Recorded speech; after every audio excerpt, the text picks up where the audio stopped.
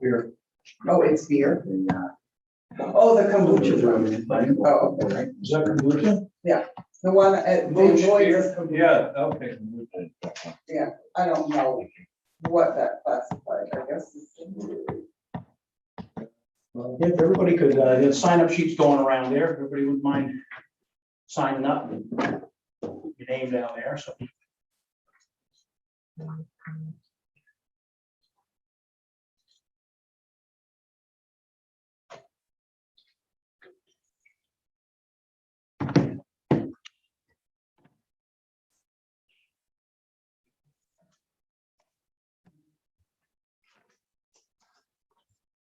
So do you?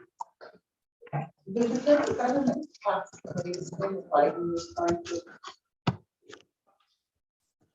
Your house? It's not that. Yep. I think we can hear you. So we don't know what's gonna happen with that kind of money. I'm assuming we should get some, right?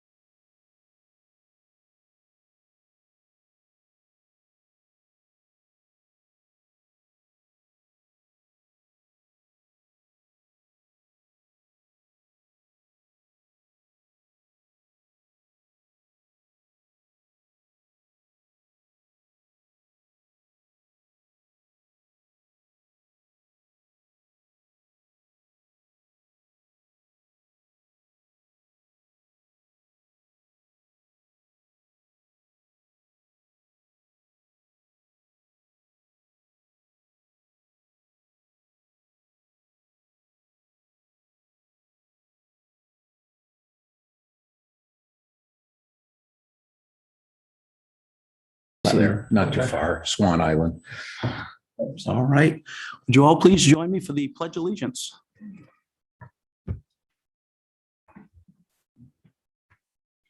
Pledge allegiance to the flag of the United States of America and to the republic for which it stands, one nation, under God, indivisible, with liberty and justice for all. Great. Good evening, everybody. It's nice to see some people in the room. Yes. We're going to start out tonight with a couple of public hearings. We have two this evening. The first one will be the new entertainment and special amusement permit for Main Booch Brewing. And our second one is a citizen input on the use of state and local fiscal recovery funds. So we'll start out with the entertainment and amusement permit for Main Booch Brewing. Is there anybody here representing Main Booch? Yeah. All right, come on up and let's get your name and. All right. Yeah.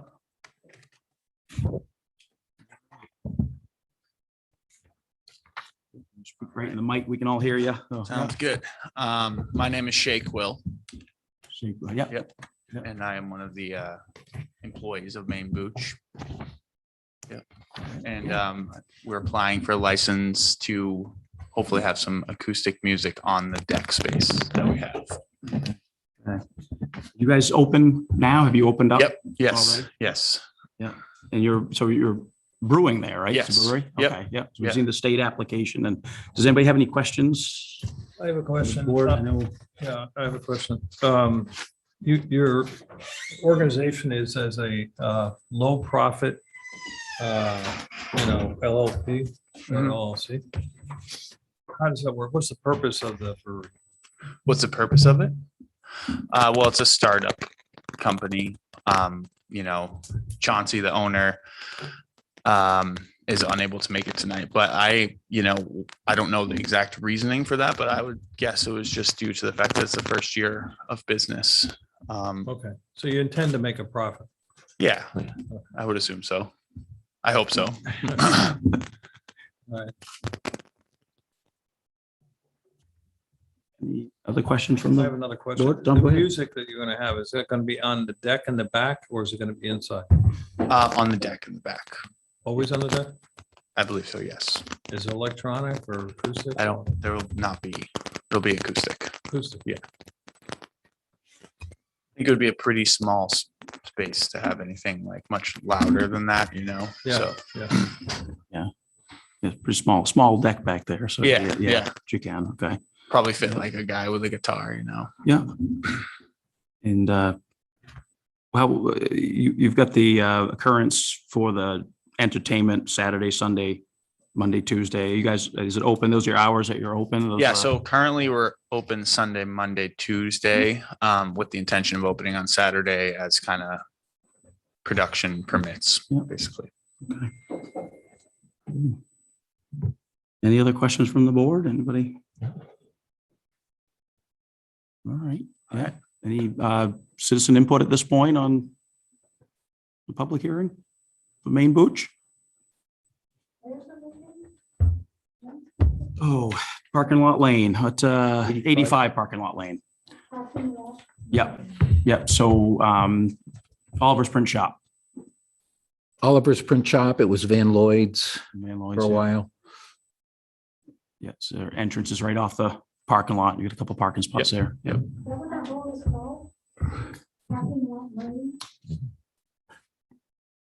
What it's, yeah, parking lot lane is Yeah.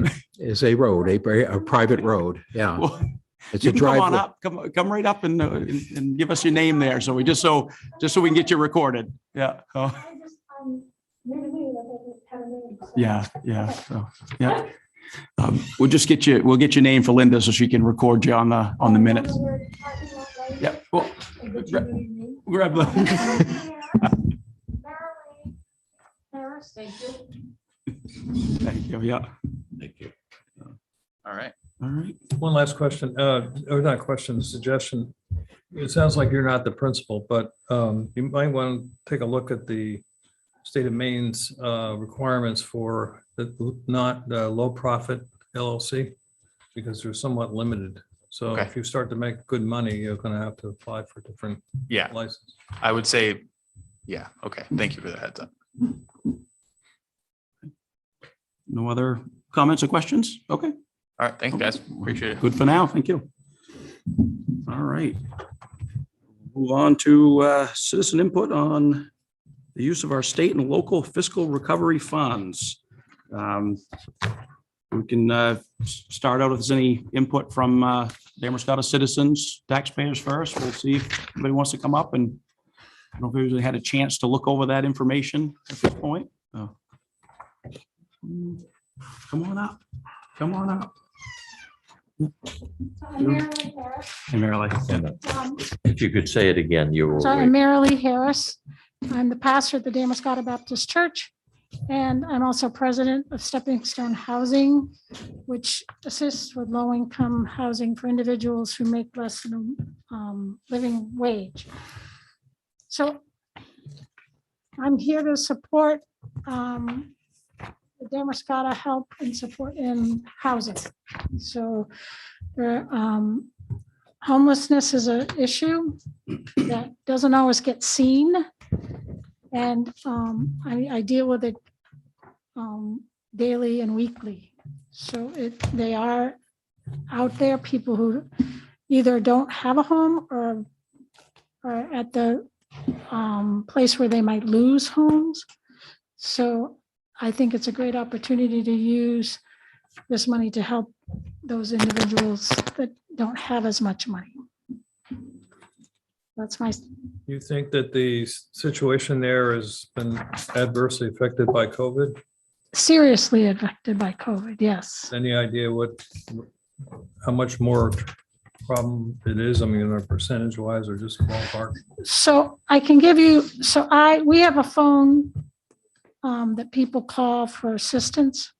And we work closely with the Ecumenical Homeless Prevention Coalition in town. And in the past year and a half, I would say my phone rings 3 times a week with somebody who is at the border of losing their home, needing assistance so that they don't become homeless. And that's an increase, I would say, from the past, like 2 years ago, maybe 3 times a month. Whereas right now, and it's ringing even more now because October's coming.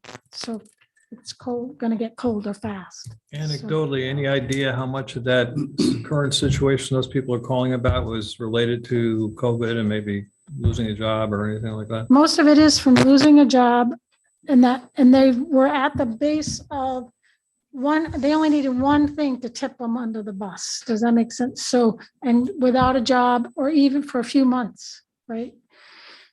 And because there are jobs, I think, if you would just drive down Main Street, right, there's help wanted, but then they lose a car or they lose, the ability to keep things up has really, I think, been part of the issue. And if you can't maintain, I think it affects all the pieces when you're at that low on the income scale. So I think that's part of it. Where do you see the primary financial need? Is it in house payments or taxes or utility bills? Where do you see them struggling the most? So I think working with Stepping Stone Housing, we have proposals that we're hoping to build more low-income housing to help people. And then also working with the Ecumenical Homeless Prevention Coalition and CHIP, who helps people stay in their home, which is a plus, and try not to be homeless. So, but I think it's a need, and if there's money there available, then we don't have to tap into the other things that we are generally tapping into in order to help that situation in our town. Okay. Any other questions from the board, Matt? If I could. Yeah. Marilee, any idea how much would be required? So the town's getting, we think, 227,000 from the state. And then, because we're a non-entitlement entity, That's what they call us. And the county is going to get 6.7 million to distribute, and they're in the process of deciding how that would be divvied up. So I'm wondering, I mean, this hearing tonight would be on how that 227 would be divided, the 227,000. Do you know how much you'd request for the homeless needs and the affordable housing? Do you have a dollar figure, I guess is what No, I'm I guess asking. I'm probably going more with a percentage. So my thought is that as a select board, you'll receive your vision of where, where the needs are. And I'd like to have a percentage, 10%, 30, depending on Okay. 10% of, whoever else is asking for the money, right? Like, Yeah. Okay. So we're reaching out to the county commissioners, so we'll be meeting with them on the 25th Okay. and putting up a dollar proposal. To let you know, our plan is we're hoping to build a boarding house that will have 4 boarding rooms and could assist in a more temporary situation, I would say, than what we offer right now as living situations. So we do have a dollar figure for that, but we see that coming out of the millions rather than thousands. I'm sorry. But I do want to put it out there to our town as well, because I feel like what we see happening is people are not from Damascotta, but the place to get a job, to get your life back, is in Damascotta. So people come to Damascotta for assistance because we're in Lincoln County. We're the town that's a town that actually has, some where you can get a job. Okay. So, but most of the people are coming from Lincoln County. I mean, they're not going too far because they're walking, right? I mean, or they're in a car that doesn't run very well. Yeah. And they're staying. I mean, we work closely too with Chief Warlick. I mean, so he knows where they are. He knows where they're staying. And so I just feel like whether we like it or not, Damascotta is the place where they're going to show up. And I think we need to somehow support them in some way or another. Any idea what percentage of the people you talk to on the phone or can't pay their mortgage payment, or are they renters and they can't pay their rent? Yes, Both. both. But I mean, I because would of say, the eviction thing, that's, it can't be evicted right now. most of it is not being able to pay one or the other. Do you want them? One or the other. Okay. So, so it's harder with one than the other, but, and a lot of them don't have the wherefore to even argue not getting evicted just from something that they rent. And when you don't have, most of these people don't have an income that's steady, so they don't see a way to at this point to get ahead. However, if they had a place to stay, they might get a job. There's stable place. I got a question. You help them get a home and you help them. How long can they stay there and how do they give back to what they receive, say your organization? To us. So with Stepping Stone Housing, they don't pay it forward is our thing. They don't give us back. So the average, well, without COVID, so prior to right now, nobody's leaving where we're at because they can't afford it. And even the people we have people whose goal was to purchase a house, right? I mean, to go back to home ownership. But that's not in Lincoln County, that's not happening this year. So I would say, and we've done the figures. So it's 3 to 4 years before they get to their stable place after Stepping Stone Housing, which we consider a step. It was 2, But right now, we're on 3 and 4 because of COVID. And do you provide counseling for that to encourage them, or how does that work? So every person who rents from us, and there's like 26 at this point, I think, they all have a plan that's whatever better is for them. And they all have a method to reach that plan. So they have steps that we assist them in making, and they all have a case manager who's not us. So they have a person who's assisting them to take those steps with a time frame. And generally it's a 2-year thing prior to COVID. Now we're in a 3 to 4. Okay. Yeah. Basically, but and it's looking up. Everyone that rents from us works, except for one 87-year-old lady. So, and she did her time when she was when she could. So, so they all have jobs. It's finding where they can fit. And I'll tell you right now, to even get into low income housing within our own community is a 2 to 3 year waiting list. Yeah. So Do you have available spaces if you had more money to pay for them? I mean, do you have Yes. capacity? Do you have capacity? yeah, we're generating that right now as we speak. So yeah, we have property where we're putting and trying to build and other places as well. We're trying to work with other entities as well and other communities. So we're still, So what I was getting at is what would you do with the money? right now, That we would- you're asking for? okay, on Biskie Road, we would finish out, we have a 2-bedroom apartment that's being finished out right now, which basically is paid for. That will be done. We put in a laundry facility for the people that will live there, where we need to we have a tiny house that was given to us that we need 26,000 to put that onto the property to hook it up to water and town water and sewer. We have 5 out of that 26. And in the back of the commercial building, we have a 4-bedroom boarding house at $235,000 right now is what it will cost to put that in. And how much capacity would that be?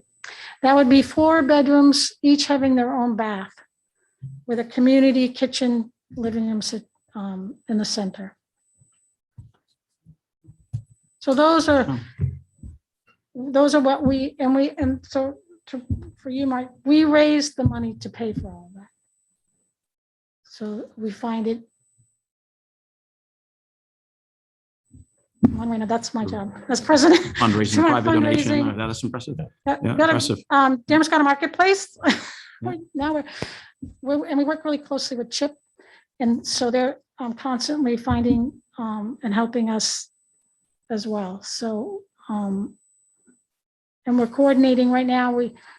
The 2-bedroom apartment right now has someone from New Hope from Women. So we coordinate with other organizations that are reaching out to help individuals as well. So, and the rent doesn't pay as you can guess, we only charge 30% of what they bring home for rent So it's based on their income, based on based on the their, income scale. Right. Yep. Yep. No, that's interesting. Yeah. Yeah. So what you're saying now is, even if I wanted a place to stay right now, I wouldn't be able to get in for 2 or 3 years. in our place. Yes. In our place, hopefully a year, hopefully we'll be done building. We'll have 4 places available. Okay. And then we have a room downstairs that's available hopefully next month. I just got done painting it yesterday. So,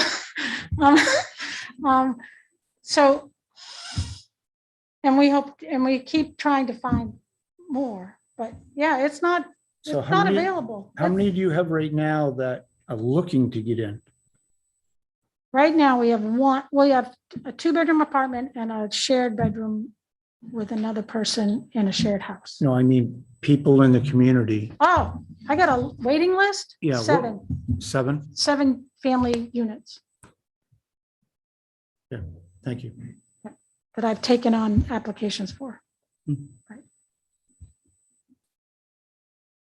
And I've sent the other ones somewhere else. Okay. Any other questions, comments from the board at this point? Oh, Marilyn, thank you. Thank you. Thank you. Thank you. We'll Thank take you. your request into consideration and thank you for your hard work. Thank you. All right. Do we have anyone else here that has some input on the use of the local, state and local fiscal recovery funds? Come on up. We'll get your name and where you're from. Good afternoon. My name is Peter Hackmeister.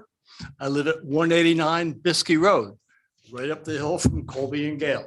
Oh, sure. My wife and I are retired. We moved up here about 4 years ago from the Boston area and really enjoy living here. It's a very nice place to be. There's an old line that says, you never get a second chance at a first impression. Let me say that again. It's really important. You never get a second chance at a first impression. When people come from out of town, they come to the beautiful town of Damascotta. We have this information booth right down here, and there's no information there. There's not even a sign anymore, really. It fell apart. This is what people see when they come to our town. It's an embarrassment. Is there a way that we can use a little sliver of this to fix this place up? Does that make any sense? Oh, yeah. Yeah. Oh, yeah. Yeah. Does. Working on it. We're working on it. Yeah, yeah. What are we doing? It's in the works. Matt, right now, we're still waiting on the state for. Yes. Matter of fact, that sliver of property is owned by the state. Okay. And we're in works with, Matt could shed some more light on this. but- Maine Department of Transportation. So, yeah, this is something the town's wanted to do for a long time, wanting to work with a nonprofit to take that over. There is an organization called the Information Bureau, and separate from the Chamber of Commerce. And what we were very happy to see this. They own the building, but they don't own the land. As Daryl said, the state of Maine, MDOT, Maine Department of Transportation, owns the land. But the chamber has been working with the Information Bureau, and they actually have taken a design for rebuilding that building, actually using the existing structure and then doubling it. And it would be both an Information Bureau and the Chamber of Commerce offices. So they took that to the planning board. Planning board gave preliminary approval to it. The town's been trying to assist in this process. Geez, approximately 5 or 6 months ago, the Board of Selectmen approved a agreement to purchase the land from the state. And the idea is we would purchase the land and then lease it back to the chamber, and they would remodel, make it look very nice. The hangup has been it needs to go through a state appraisal process. So we're in line waiting for an appraisal, and it's been, I would say, probably 10 months, 10, 11 months. And so every month and a half, I call them and say, where are you with our appraisal? And they say, well, you're on the list. We just don't have the time right now. So I talked to them again today because I was trying to work an angle where they didn't sell it to us. They gave it to us. And I was That's hoping better. maybe that would speed up the process. But it We're all sounds rooting like for that. Yeah. the folks we have to go through are not the property folks, but the commissioner's office and maybe elected officials.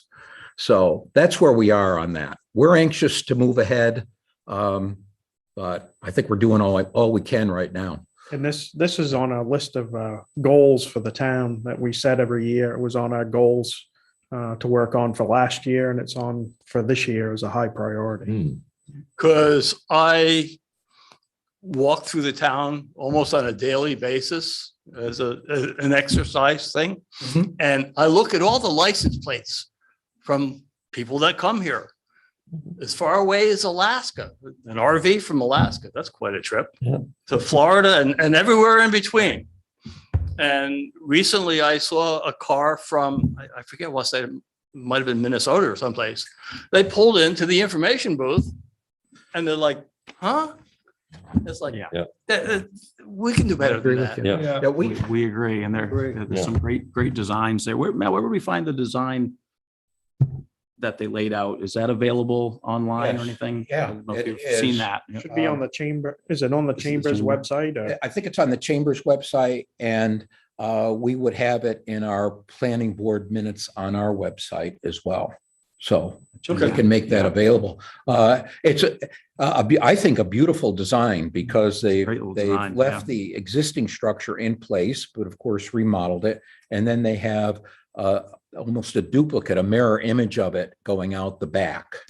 So. Between the existing structure and the little parking space behind it. Yes, yeah. Okay. Yeah. So, Well, and I the guess that town, answers my question. the town is kind of on our own volition over the last, I don't know how many years, maintain the property itself. We keep the brush trim back, we mow the lawn, we I see take that. care of the flag, but can't do any more until it's our land. All right, I just figured I'd put a bug in your ear. Right. Yeah, no, we appreciate Well, it. we're- Yeah. Appreciate it. And it's All right. great to hear some Yeah. public input on the, Yeah. in support of it. So, Aid to tourism, travel, Thank you. and hospitality. thank you. Yeah, Right. that's another spot right there. Anybody else have any input on the state and local fiscal recovery funds? No takers? Nobody? Yeah. Oh. Board discussion at this point on, No, but I do notice a few people came in that hadn't signed in yet. thank you. Yeah, we Leave can get if you that could, please. sign up sheet around. Yeah. Thank you, Lou. Yeah. If you'd Matt. like, I would just like to comment on one of the staff recommendations for the use of these dollars. We have had a project designed to improve the Miles Street Causeway, which is a town way, but the property, the main driveway to the hospital property. And we went out to bid to improve the causeway. The bids came back too high. So the town is looking for other resources, other funding sources. And this money apparently can be used for some stormwater improvements. So our request, or from a staff standpoint, our request would be some of the dollars be used for the improvements to the culvert on Schooner Road and Miles Street. So, and then we can certainly use the dollars in our downtown area as well for stormwater. So those are I just wanted to get that into the record that the staff is recommending or putting up for the board's consideration, those two projects. And Matt, we're still waiting for a liaison between state and federal to approve these. Yes. Yeah. The states were supposed to have sent out the money, collected all the information on all the smaller towns, and then sent out the money by August 3rd. Our state, and I think most other states, have asked for a 1-month extension to do that because they have to hire a consultant to handle that for them. So right now, the deadline for the state to get the money out to the towns is September 3rd, but I'd be surprised if they got it done by then because they haven't even hired the consultant yet. So it's a waiting game. Yeah. Yep. All right. Any other questions or comments from the board? Yeah. And no more public input? Nobody? Okay. All right. Well, we'll at this point, we'll close the public hearing and I'll bring the Board of Selectmen's meeting August 18th to order. We'll start with our first action here with the new entertainment and special amusement permit application for Maine Booch Brewing. Do you have any motions on that at this point? I'll make a motion to approve the entertainment special amusement permit for Maine Booch Brewing. Second. Tom seconds. Yeah. Any discussion? I got a question for Stan. Everything is in line for that? Okay. Yeah. Yeah. Sure. Thank you. Yeah, that's so. All those in favor? All opposed? Okay, motion passes and you're approved. Pass that down if you guys want to. We can have the document ready for you tomorrow morning. Anytime after 7:30. Yeah. Oh, good. All right. Good luck. Yeah. Thanks. Make some money so they don't, yeah, we don't Make too much. make too much. Yeah. Send them back. Matt, right now on the state and local recovery funds, there's nothing we can do for an action on it at this Yeah, point, correct? I guess The, what I would recommend is that I look into the suggestions that have been put forward Yeah. tonight and see how they fit in and if they fit into the criteria that we've been given by the federal government. Yeah. And then come up with a list that the board can look at. Yeah, we want to make sure that, yeah, I's and T's and doesn't get kicked back and we owe anybody anything at the end, so it sounds, board okay with that? We'll get some ideas together and, alrighty. All right, everybody seen the minutes of the July 21st meeting? Yeah. Okay, I'll make a motion to approve July 21st. all right. I'll second. I have one change. Yeah, any discussion? Go ahead, Mark, what you got? Instead of 2022, it should be 2021. Planning stage on something. Let me bear with me here. Yeah. Fourth page, halfway down. We need to have the plan started ahead of time. Remember, it had to be started in March. So instead of 2022, it would be 2021. Let's see where you. Oh, okay. I'll amend my motion. to- I'm not finding it. Where are you? Okay. I'll amend it to change it to We'll show you, Linda. 21.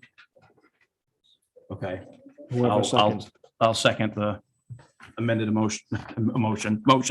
Yeah. Any other discussion? All those in favor? Motion carries. We got that amendment. Change that to 2021, right? All right. We'll move on to financial reports. So payroll warrant 6. I'll make a motion to approve payroll warrant 6. A second. Second, Mark Second. seconds. Yeah, any discussion? All right, all those in favor? All right, passes. AP 7, accounts payable 7, I'll make a motion to approve accounts payable warrant 7. Second, Lou seconds. Any discussion? All right, all those in favor? Okay. Do we want to do our presentation now? Do we have? I think so. I know there's maybe some folks here that want to, I was wondering if we want to move on to any citizen comments or general correspondence. Do we have anybody here tonight that has any comments or anything wants to come on up? And we got a gentleman in the back there.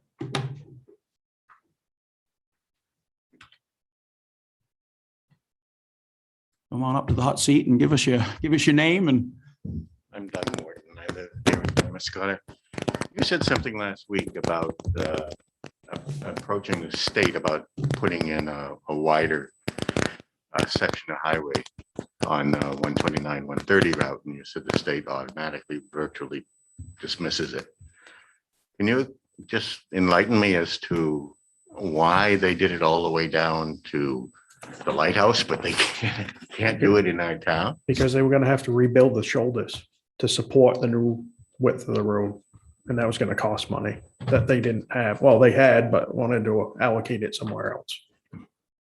And how can we make that a priority? A lot of it is they don't want to encroach on with the rights of way. Then they have to do a lot of research to see where the rights of way. And it was, at the time, it seemed too time consuming that they didn't want to deal with it. So that's why people would have to lose trees and walls and it's just a big PI nightmare for them. So they chose to move on and go down the road. So is there any way to bring pressure to bear? I mean, maybe I'm mistaken, but I think just about everybody in town is wanting to see that road widened for safety reasons. And some of the comments was for speed, you make the road wider, you make a bigger shoulder, there's more, and the road bed's a lot better, you're gonna have more speeding. That was one of the concerns that was brought up before. The width of the road was not, at the time, they didn't want to touch it, they didn't want to rebuild it. So what is the status at this point as far as the town is concerned? Is it a dead issue? We can ask again, we can meet, we meet with representatives, Maine DOT, request for paving of roads and shim and all that all the time. So I mean, the next go around, we can try and ask again, and there's always a grant money that we can match. But those sometimes are the funds that are available to us at the time, because we have to prioritize what we use our money for. Absolutely. I'm sure it's a bit of a stretch, but the COVID funding talks about improvements of such things as sidewalks and roadways, if they can be tied into the COVID problem. So maybe that's an approach that could be at least addressed. Thank you. Thank you, Doug. Yeah, Doug? Thank you. Yeah, I didn't see that as an eligible category, but we can certainly look at that. Complicated one down through there with the Yeah. property owners and stuff. Yeah. Yep. Okay. Thank you, Doug. Yeah. Do we have any other citizen comments this evening? We got hands up everywhere. Great. Yeah. Come, gentlemen here. Is this forum to discuss personal property issue? It would. Is there another forum to address? Well, there's, well, I guess the first step would, have you talked to our interim assessor, Jim Murphy? This has to do with the, I might live on Church Street, that's the same law. Yeah. I can discuss Well, this now. well, I just want to make sure it's the right forum. Well, I would say. Yeah, come bring on. it I up mean, and then we can kind of disseminate it as you go. So Yeah. bring us your Yeah. concerns. Yeah. We'll just get your name and your background here. My name's Mike Kerman. I live at 79 Church Street, right around the corner. My understanding that the paved walkway on my side of the street is not maintained. It's not on a maintenance That's right. plan. And when we moved there last year, that section that goes in front of our property, our home, was very uneven, inconsistent, almost pothole-like, in pieces. And then over the winter, plow activity worsened it. The town road manager reviewed it with me, and he recommended that it be removed, and I agreed. Okay. And but what I'd like to propose is that if the town has pavers that they prefer to do business with over time, I would like it repaved at my expense, and I'll pay for that. I understand it's not a maintained area of property, but there should be also minor concern for the town. The town owns that. My understanding, my property ends right there. And so, I mean, obvious question of liability issues. I tripped twice on the old pavement, and just happened, and those things happen. I understand that. And I'm just looking to, if we have to go through the winter this way and see how it holds up when its current date is basically dirt and stone.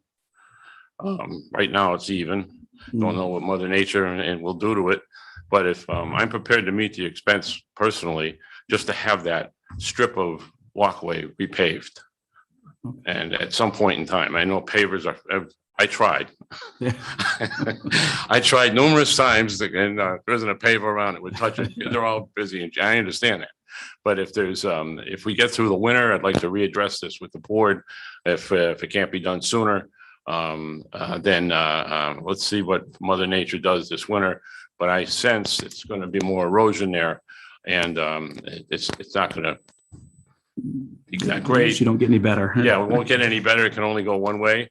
And I think in all fairness, if I'm prepared to meet that expense, I'll pay for it. I mean, it's about a walkway, maybe 80, 90 feet long, or maybe 100 feet. And there was an estimate 3 or 4 tons of pavement would be needed to do that. And I understand about what that expense would be. So I'm prepared to meet that expense if the town would, has the pavers that they work with on other projects, might mention that, and like I said, I'll pay for it.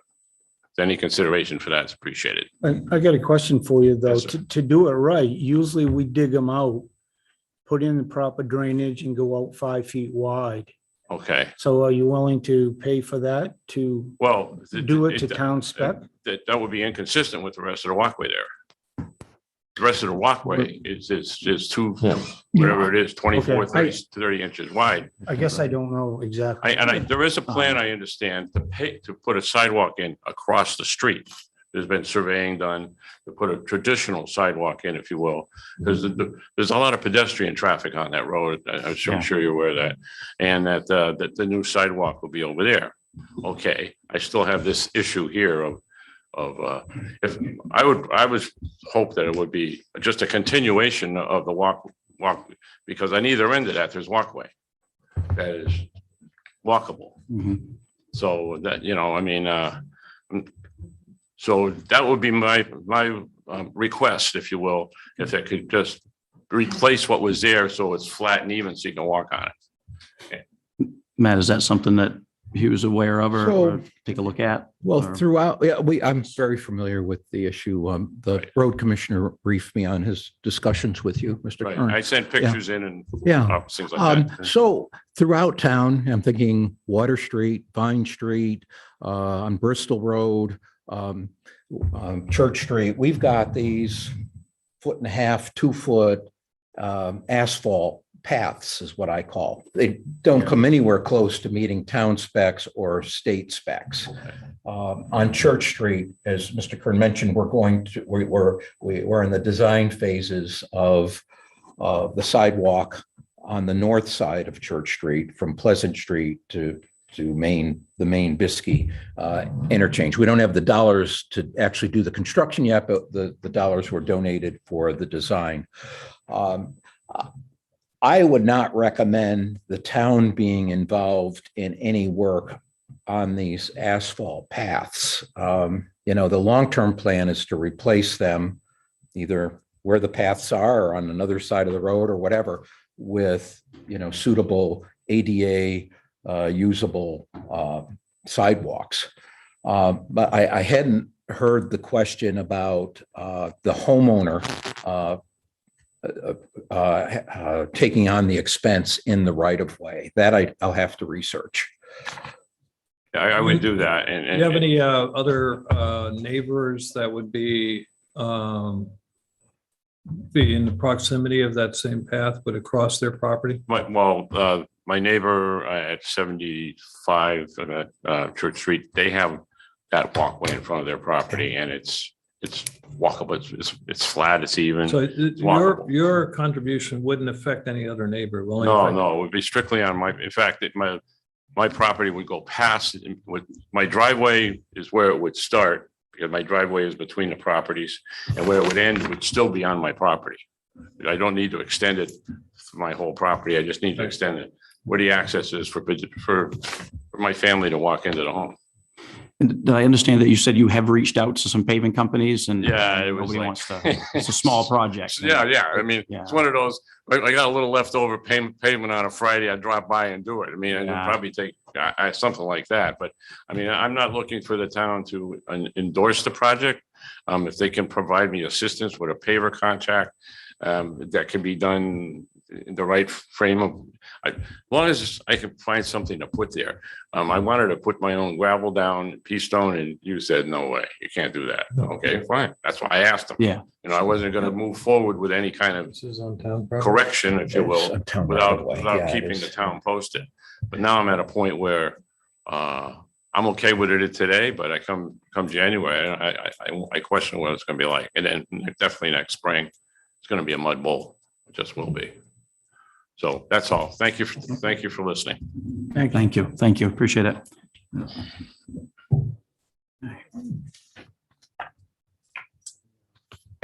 Yeah, okay. Division itself. All right. I think there was a gentleman in the back that I saw had his hand raised there a while. Come on up. Yeah. Good evening. You can give us your. My name's Stephen Wicks, new resident 4 weeks ago, just moved in on Bristol Road. I wasn't going to say anything tonight because I just got here, but Welcome. Pursuant to a comment earlier this evening regarding the stretch of road between here and Bristol on 13129, I guess, so, or whatever it is, of the Miles campus. I'm a walker. My wife's a walker. I've got an 11-year-old kid. He likes biking. We can't leave our property. Like, that road is so treacherous. There are sections, I'm a hiker. I grew up in the mountains. There are sections that I've tripped over down into the culverts. The grade is uneven. There's a lot of erosion at the side. At some point, it's going to have to be dealt with. I just want to reinforce that, you may not have any pedestrian traffic there because it's basically not walkable for a good stretch of the road. So I would encourage any pressure that can be brought to bear on the state to reprioritize that. I don't think it's safe. I think it's a public health issue. I almost twisted my ankle getting here tonight.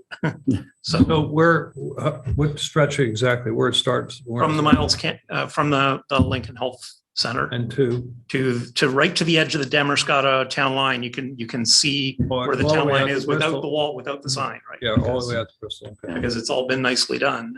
It just degrades to nothing within 50 feet of the town line.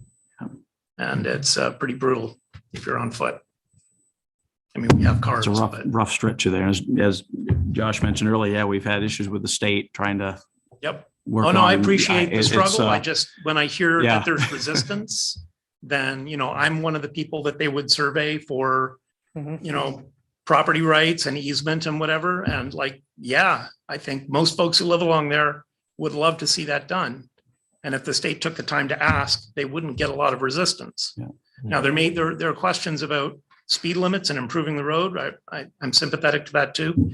But I'd rather be killed on a bicycle while riding in a bike lane than be hit by a pickup truck trying to not hit me, because I have to walk on the road. That's where we are right now. Yeah. Okay. All right. Thanks for your time. Thank you. Yeah. It might be interesting to see who's, along that road, who's willing to work with the state on easements. I don't know what the amount would be. If I but go could just, ahead. I Go don't ahead, want Matt, to sorry. talk too much, but there is an advocacy group for sidewalks and bicycle riding in town. It's a public safety and accessibility committee. And if anyone is interested in getting more information on that, I'm a member of that representing the town, but a number of people saying the same thing that you've said this evening. And it's just a matter, the town had a sidewalk and bicycle plan in place in 2008, and that was updated in 2015. This group is working towards trying to get that implemented, whether it be town resources, state resources, nonprofit resources. So if you're interested in that, I'd be happy to share that information with you. Just contact the town office and I can get that to you. Is there any way that some of the money that we're getting can go towards? I can certainly inquire, but I have the list of categories here and I don't see where it would fit in this category. And it's, what we're talking about is much more than the 227,000 that the town's going to be allocated directly. Yeah. Thank you, Matt. Yeah. Do we have any other citizens' comments this evening? Anybody? Okay. Okay, all set, everybody? Yeah. Last chance? All right, we're gonna move on to we have a presentation tonight from Evan over here on Broadband. Whenever you're ready, Evan, let us know.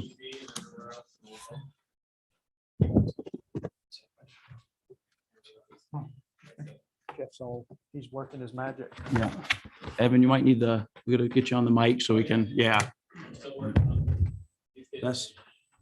We'll give you a minute. Pressure's on, Jeff. It's traction.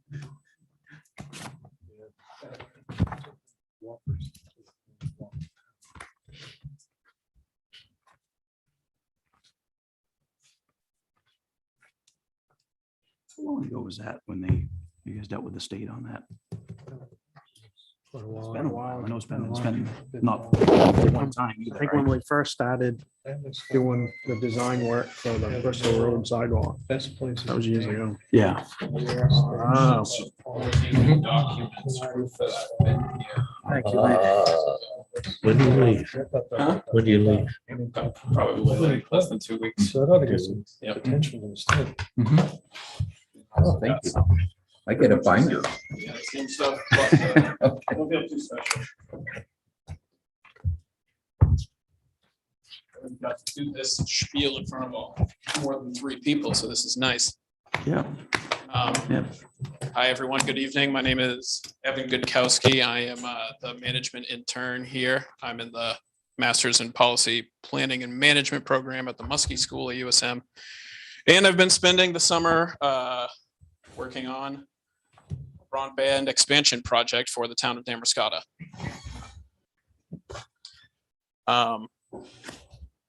First assessment of what we're looking at, you guys have this on your top page, and anybody that's interested here. This is the current fiber broadband infrastructure. If you look in purple, everybody that lives pretty much in the village and down Biskie Road to, oh, I can't really imagine where that is right off the top of my head, but anybody that lives along the purple can right now get fiber internet. And I'll have to talk to Alan again to figure out if the people in green are going to be able to access fiber soon, or if that is just a transmission line that's going to get upgraded sooner or later. But you can see that anybody outside of the purple, that's not where you want to be. It's not where you want to be right now. Does anybody here have fiber internet? 1, 2? 2. Anybody have Charter Spectrum? The rest of you? And anybody have DSL? Sadly, they don't even know that we're here. So, the red line, which one?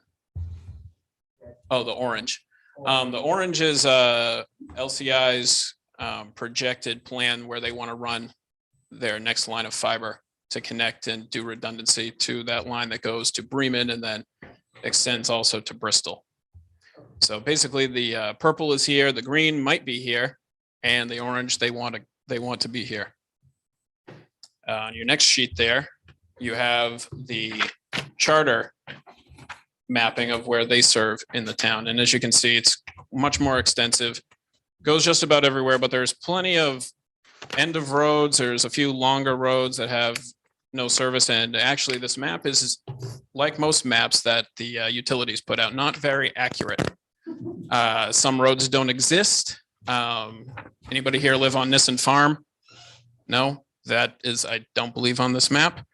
So we don't even know some of the people that aren't out here.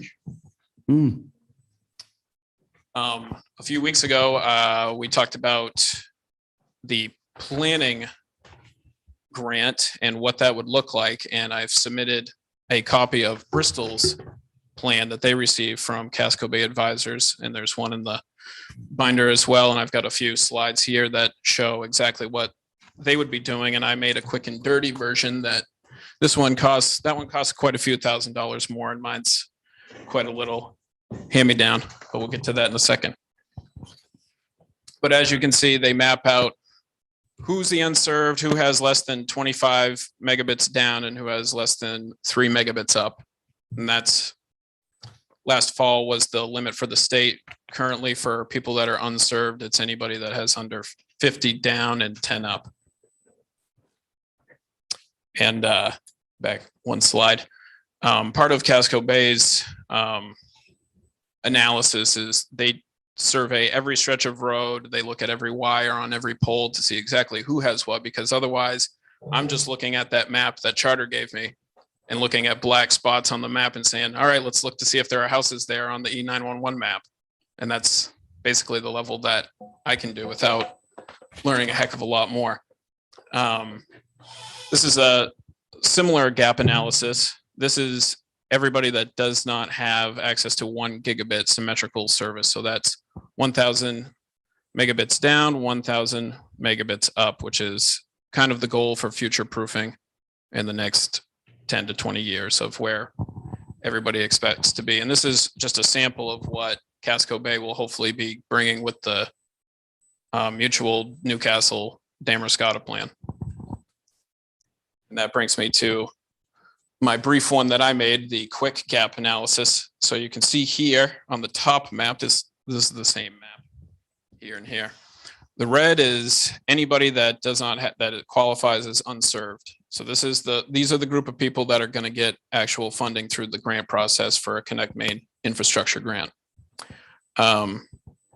Additionally, this is kind of a hybrid map, just like the one we just saw. Anybody in the green has access to fiber. Let me get that on the next slide. Colors are kind of tough to see there, but anybody in green has access to fiber. Blue is cable and red is basically DSL or nothing. We don't really know. And that's a lot of what Casco Bay is going to be looking at. I contacted Michelle Witchenbach from Spectrum. Shelley. And gave her a list of addresses that I could determine most likely did not have service, like I said, just from their rudimentary maps.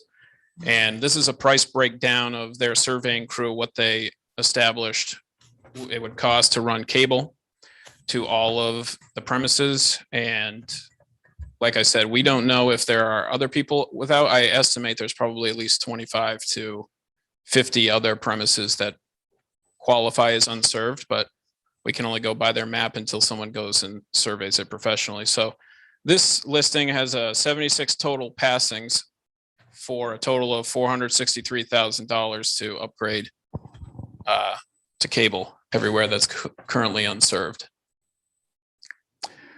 And obviously we want to go bigger than that. Cable is limited now to an upload speed of about 35 megabits per second. And the state wants everybody to have 100 by 100 symmetrical service, ideally. They put that in the fine print, but that's really what everybody wants is 100 up, 100 down. And this is a breakdown of the points of when we finally get to that point of applying for an infrastructure grant. This is how the state breaks down the points for what your project looks like. So they have a cost benefit analysis that awards up to 50 points, and they basically look at your grant, how many people you're going to serve, and if that falls under a certain dollar point, you'll get an amount of points. In this section, they want more subscribers, obviously at a lower cost. They want to get the most bang for their buck. So the less money per person they're spending, they're going to award you more points. So we really can't, there's not much we can do about that. People live where they live. So but what we can do is community support. So we're talking about 5 points for percentage of customers served. That's going to be important for mapping purposes of figuring out who has service, who doesn't. And another additional 5 points for engaging the community in the planning process, which we will be doing soon with the formation of the Broadband Committee. There's additional project scope up to 25 points. 10 of those points are included in the 25. 1 to 15 for points, 1 to 15 points for higher upload speeds proposed. So if you get over 100, I think probably LCI will say they'll get 101, which would get them more points toward this. You just got to get to 101 apparently. They also break down 1 to 5 points based on customers to be served. I think that's done by a percentage in this category. And then an additional 0 to 10 bonus points for basically areas where the private enterprise just is not going to show up. You are so rural. I don't know if we have any roads in this town that qualify, but you're so rural, you're basically a desert. No one's coming for you. And we'll give you a couple more points because we feel bad is I think their situation. Financial commitment, if the provider wants to throw in more money for a match / the town, I think would probably, a town commitment would up the ante for scoring on this. And project value, I think, is kind of just judged subjectively by Connect Main and based on evidence of benefits to students, remote workers, telehealth patients, and supports facilities and small businesses. The more you can say that you're providing for, the more points you're going to get. And ultimately, more points means more grant dollars, and you have to make a certain threshold to even have the grant qualify at all. And then there's also an additional service price category that if you basically keep, I don't think that any provider can reasonably keep this high-speed internet under $65, but anything falling within $65 to $100 a month, you get an extra point breakdown for that as well. Sure. Could we get you to, Ascertain what's going on. ma'am, could we just get you on the mic there? Evan, Yeah, I'll come bring it over. over. Yeah, just so we can get your name and Just so we get your name for the record. get you all recorded in history. Okay, Andrea Kushkarian, Damascotta. So my question is, once you ascertain who needs it, because I'm a teacher and I have so many children that can't get on their computers at home. It's terrible. Well, who will provide the service for these outlying areas now? Like, is it up? Will it just be Spectrum? Will it be DSL? Will it be? So ideally, it will be fiber, and Damascotta is in an ILEC, which is basically a telephone zone for Tidewater. Tidewater controls the telephone rights, and they have the biggest footprint in town. They're the only footprint in town for fiber. Some people will say, let's just spend the money now, throw it to Spectrum. That's not my first choice. I'd like to see a future-proof system, and that's what most of the state wants. So most likely it'll be Tidewater, and which is LCI. When they sell you the fiber, they've got too many business names. You can tell them that. And ultimately, right now, we're coming up on the next slide. Connect Maine is the authority that's been giving out infrastructure grants to get everybody upgraded. But in the last few months, the governor's established the Maine Connectivity Authority. And previously, it was everybody in the state fighting for about $1 million a year. And then a few years ago, we passed the bond for about 15 million, but still that's not going to put a dent in it. But, and we're jumping ahead a couple slides, but a lot of money coming from ARPA that the governor's earmarked for broadband specifically. And there's a lot of money in the infrastructure plan, should that pass, which everybody's hoping. And we don't know how much more money is going to come down the pike, but that's the plan, is that a fiber provider for this town would most likely be Tidewater, unless they move out of town, which I don't see happening. And for other towns, it's up in the air depending on what they're doing and what zone they fall under for their incumbent local exchange. That means this fiber will be available all through Damascotta. That's the goal. That's the goal, is that universal access is the goal for everyone in town to have fiber. And exactly right. I agree. So what you all could do, from that segues perfectly into this portion. What you could all do when you get home is, on your home Wi-Fi, go to the Maine Broadband Coalition website. And you guys too, I expect this. This is something I am demanding. The telephone companies and the cable companies basically sell you an up to service. I think most people realize that they have big promises of, you're going to get up to 25 on DSL and up to 100 and up to this and up to that. And then maybe you get half, maybe you get 75%, maybe you get nothing. Maybe it's just a fart in the wind. I'm not really sure. But what the Connect Maine grant uses for some of these areas where we're not really sure what the functional speeds are, they use this test developed by the Maine Broadband Coalition. It's a simple speed test that is available so many different ways. But they map it, and for every town, they've got a goal of 10% of their total household. So for Damascotta has, according to their site, 1,137 households, and the participation goal is 114. Currently, without much attention, 29 people have taken the test so far, and you see some of the blips here. Green is good, obviously. Green is good. Red is terrible. Black, we don't even know who you are. You live somewhere in the woods and no telephone poles can find you. And those people are important to get on here too, because they need the internet the most.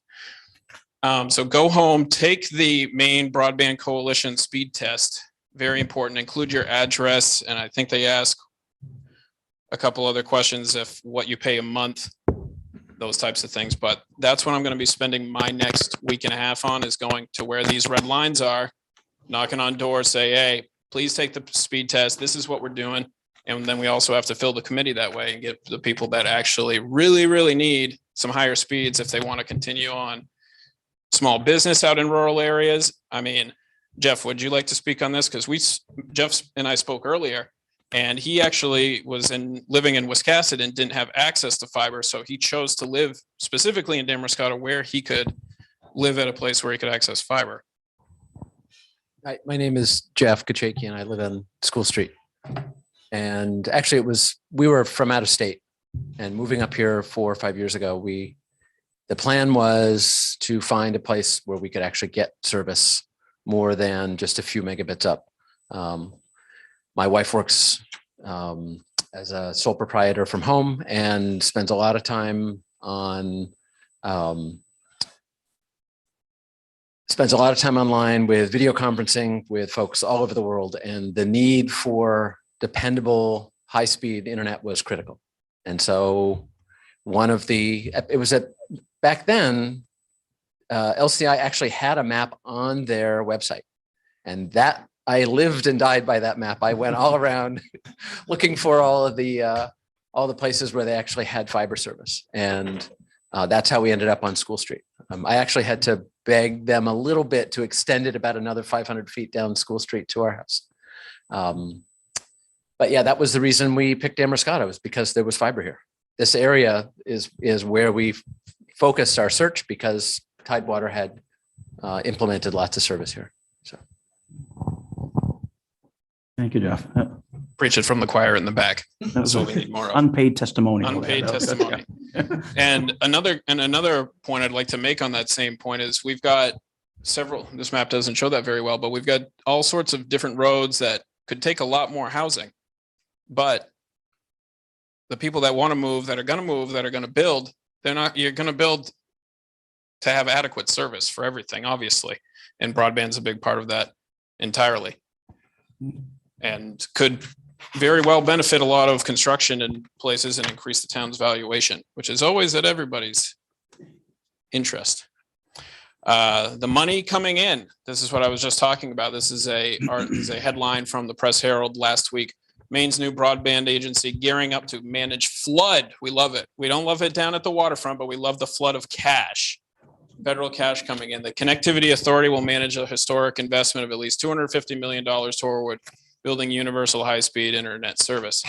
And $150 million of that is coming from the American Rescue Plan. That's already signed, sealed, delivered. And then hopefully with the bipartisan infrastructure bill, another $100 million coming down the pike, maybe more on the way. And like I said earlier, this is compared with about the $1 million per year Connect Maine would award in the last 10 or so years per year that everybody was fighting over.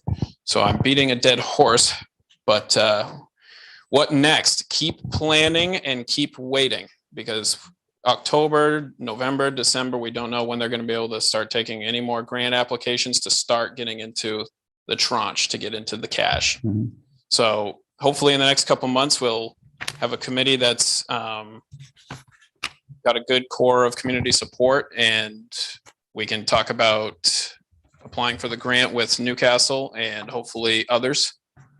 And the one other ask that I wanted to get to tonight was originally 2 weeks ago, I asked you for $2,000 for the planning portion going to Casco Bay Advisors.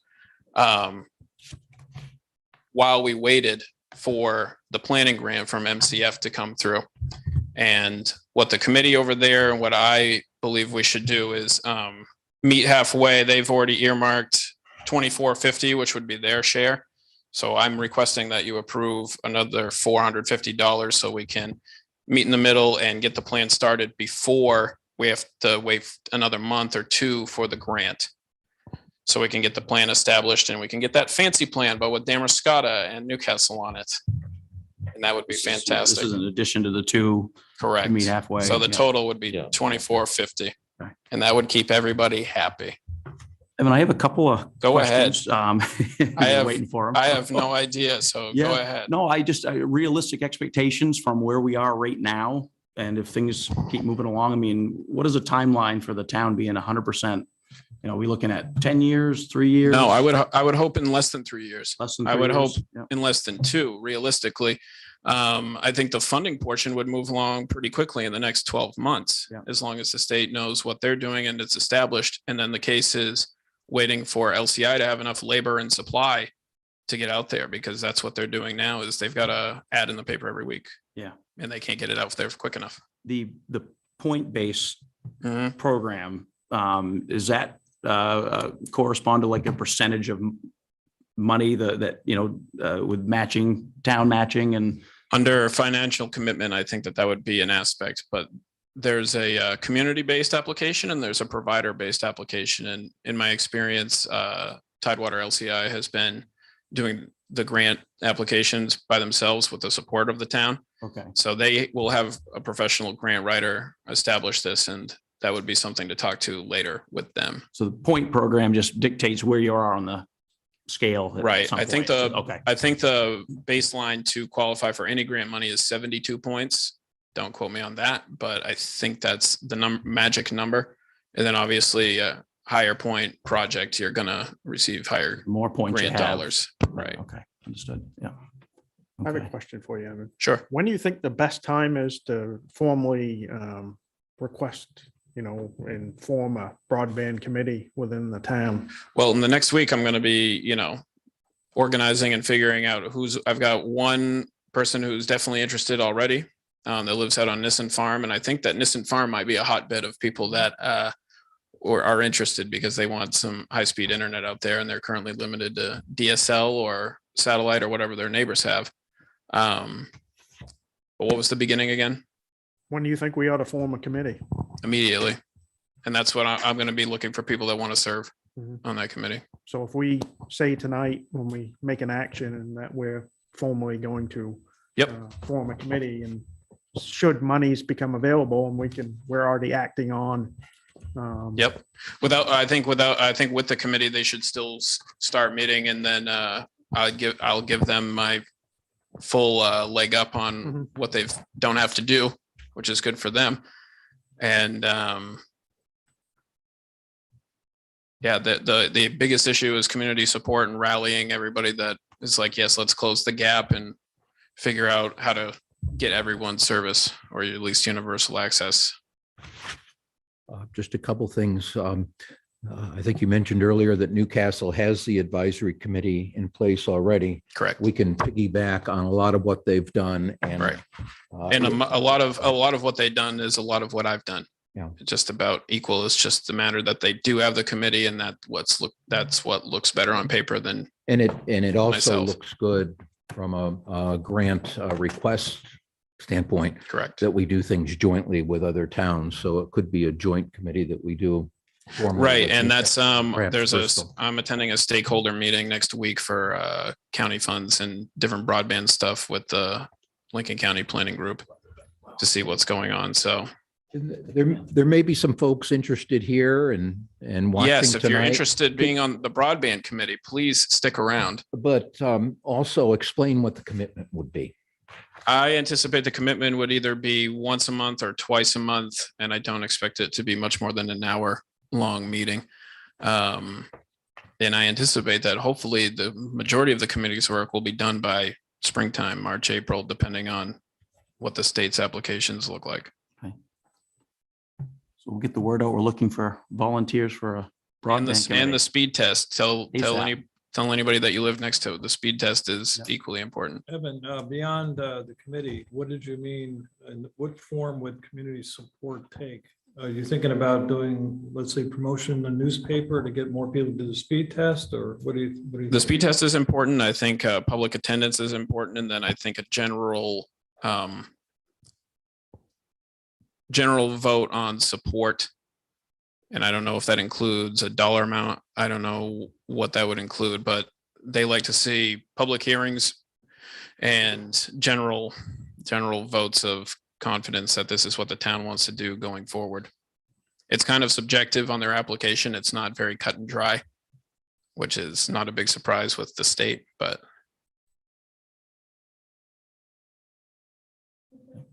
Sure. Phew, the town of Edgecombe has a couple different things. I believe a portion of Edgecombe is within Tidewater's ILEC territory. And I believe they've applied for a couple different grants and maybe received a planning grant previously, but they do not, and to my knowledge, have a core system of implementing fiber at this point. I think there's a lot of gaps of coverage in Edgecombe. And they're kind of in a tough spot. And I don't know if they have a active committee going right now.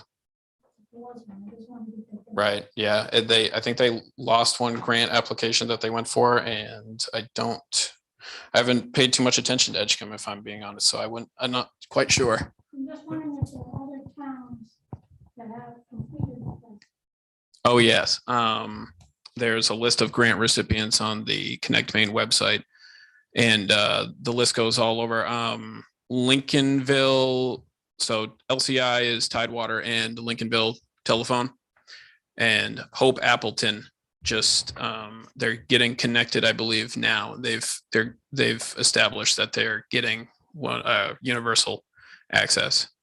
So when you look at I wish I had it up, the speed map for Maine, you can see that region of northern Lincoln County, western Knox County, and southern and western Waldo County is the biggest dead zone of high-speed internet in southern Maine, essentially. And it doesn't get much. It's pretty much the ring of I-95 to Route 1, and anything in between is just we'll wait and see. And so a lot of those communities have received grants and are upgrading now. Thank you, Evan. Any questions for Evan from the? Oh, Doug over here. Yeah, we'll get you the microphone, Doug. Yeah. I'm just curious as to how Spectrum and Tidewater relate to each other, if at all. And I have Spectrum where I am now, and I'm comfortable with the service and the speeds. When fiber comes along, am I going to be more or less coerced into switching to fiber? I wouldn't say so at all. And the goal is obviously for everybody to have a choice as well. Like I said, Charter has coverage in the majority of the town, but the problem with cable is that the upload speeds are pretty much fenced in at 35 megabits up. The technology can't handle the speeds much quicker than that. And as we get further and further down the road, technologies are going to make that unusable in the near future.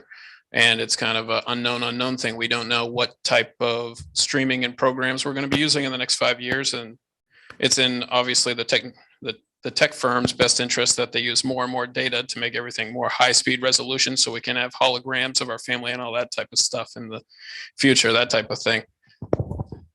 But as far as coercion, no, I think you'll be in a better spot because they'll be bidding for you. You'll be the prize at this point because you'll have a choice. Because currently, most people that are in any type of, if you're in a phone contract or you're in your internet contract, you get a sweet deal for the first year, and then the next year you get doubled or it goes up 40%, whatever it is, and you feel like, what the heck am I doing now? And you want to call them and say, hey, I'm leaving unless you lower it, and that works a lot of times, but it's frustrating that just, hey, tell me what the rate is. Don't give me all the promotional deals. And with this, at least a lot more people will have a solid choice. And some people might not want to leave cable, and that's completely fine. But the choice is going to be fantastic once it's available. Thank you, Evan. Any other questions from the board? No. Thank you very much. Yeah. Thank you, I'd Evan. like to say, Evan, excellent job. Hey, thank you very much. This is getting graded. I have to send this video to my professors. So everybody give a good clap. That was a great job. Yeah, look impressed on the camera. Yeah.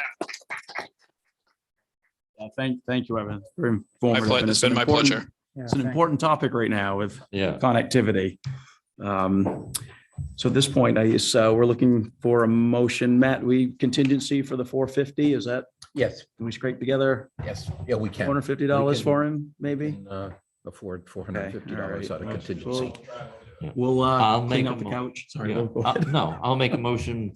We give Evan the other $450 that he needs. Second. Tom seconds. Any discussion? All right, all those in favor? Good. All right, motion carries.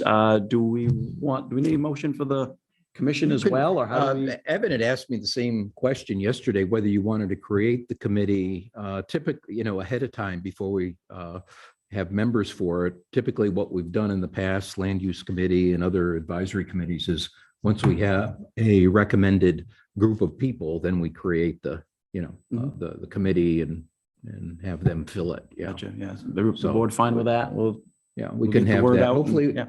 hopefully at your September 1st meeting, we'll have at least a few people that want to serve on that. Yeah, okay, so we can get the word out. Yeah, in the newspaper or anybody else. And that's I'll listening. send out an email on that as well, on Yeah. my constant contact list. Yeah. Okay, great. Thank you. Yeah, Thank you.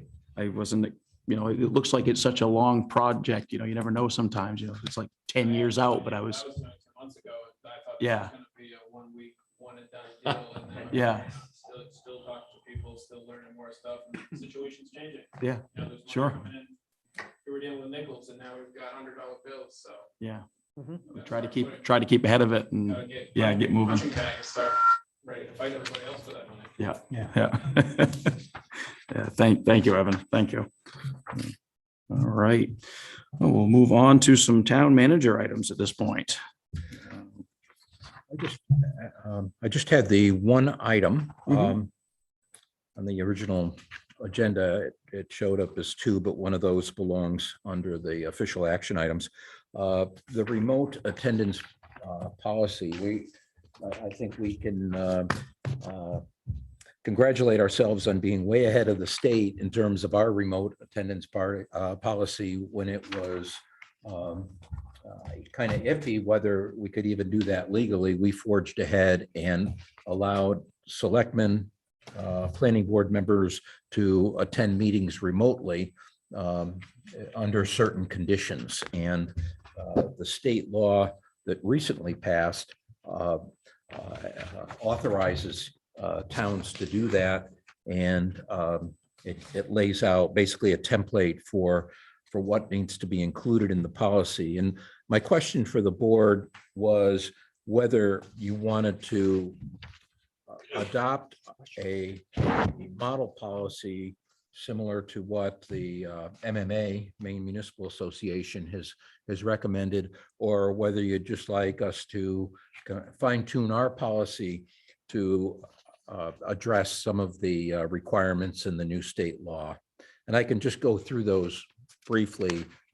MMA had a legal opinion, but I found it more beneficial to go back to the new state statute and look at that, because it could be there could be some confusion otherwise. So I think it helps to go back to the source material.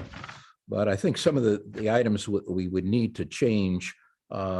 First of all, if any of the members of the board wanted to participate remotely, we have to allow remote participation at that meeting for citizens as well. So I've mentioned this via email to Jeff and Larry, that we need to have that as a backup if we don't have the citizen remote capability on a regular basis already. So that's something the board has yet to decide, but definitely when a member of whichever board it is attends remotely, all citizens have to have that same capability for that meeting.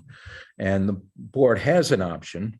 It sounds a little redundant, but the statute allows for you having that capability all the time with certain conditions, which we already meet.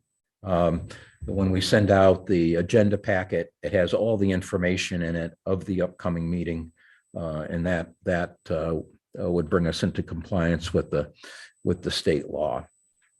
One item that we have in our policy that needs to change with this new state statute is that the person attending the meeting remotely cannot be counted when you're deciding if you have a quorum to vote or a quorum to meet. And this is very specific that if someone's participating in a proceeding by a remote method, they are present for purposes of a quorum and voting. So we need to change that. And then we need to take a roll call vote. You would need to take a roll call vote on every vote when there's somebody participating in a remote basis. This does not change. I did get a question from a citizen earlier this week who had read the town manager notes. This does not change the requirements for a town meeting, either a special town meeting or the annual town meeting. You still have to be present at the meeting to vote. You can participate, in the discussion, but to actually vote at a town meeting, you need to be present. That hasn't changed. So I'm thinking that we could tweak our current policy to reflect these changes, and I could bring that back to you the next meeting. I would prefer that because ours is short and sweet. And I looked at that. There's a lot of words in the other one, but it says essentially the same thing. So I just said tweak it. Okay, I agree. we'll do that. And that's all I had under town manager items.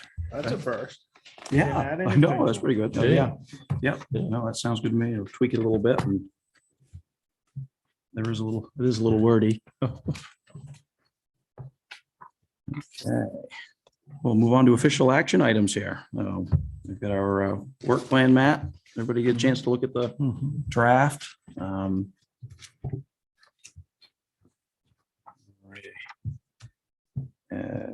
We have any, does it look good to everybody? We have any issues with the? No, at this point? I incorporated, I believe accurately, the comments and the additional items that you had at your last workshop. So if there's any further tweaking to do, we can do that. You can act on it tonight, or we can, delay it till the next meeting. Good. We can make a motion to approve the work plan. I'll make a motion to approve the work plan. Second. Tom seconds. Any discussion? All in favor? Okay. And we have a cemetery transfer deed this evening for Paul Seidlinger to Larry Seidlinger. Is that the? Yes. Correct. Yeah. Okay. We have a motion on the table for that. I make a motion, we approve the transfer from Paul Seidlinger to Lawrence Seidlinger. I'll second it. All right. Any discussion? All those in favor? Motion carries. And we have one more. I just had, one other document for you to sign. You already took action on it, and this relates to one of the properties that the town was forced to foreclose on earlier this year. And then you passed a motion that said if someone was willing to buy their property back from the town, they would have basically first rights of refusal, but the property owner needs to do the paperwork, the legal paperwork. And we've had 5 of the 6 say that they want to purchase their property back. Only 1 so far has given us the quitclaim deed to make that official in the county records. So you've already taken the action. You just need to sign the quitclaim deed. Okay.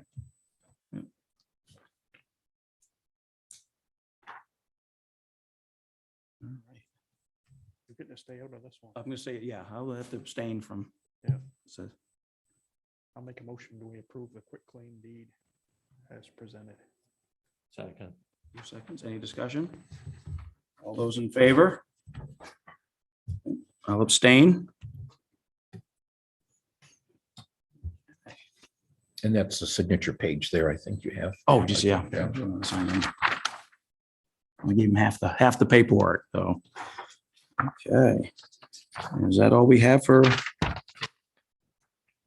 official action items, Matt?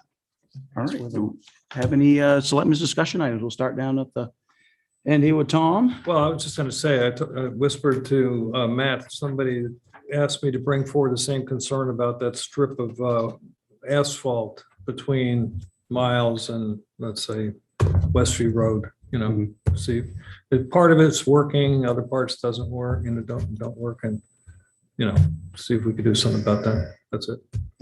Thank you, Tom. Yeah. Lou? I have nothing except the letter I passed to Matt, which I believe there's no action. that There's we no can do. action that the town could take. It has to That's do right. with a school district item, and I'll pass it along to the school committee. Right. Superintendent. Thank you, Matt. Yeah. Sign it, I'll witness it. So Matt, just a quick question. Do you want this to sign it and print the Yes. name, Yeah, the quit claim, yes. sign and print, Or just Uh, sign. or On the just left, sign? it's worded kind of strangely, Right. but just don't sign witness, I'll Oh, witness it. okay. Yeah, That's you all I just need to sign the know. Blank on the right-hand side. That's all I needed to know. Discussion items tonight?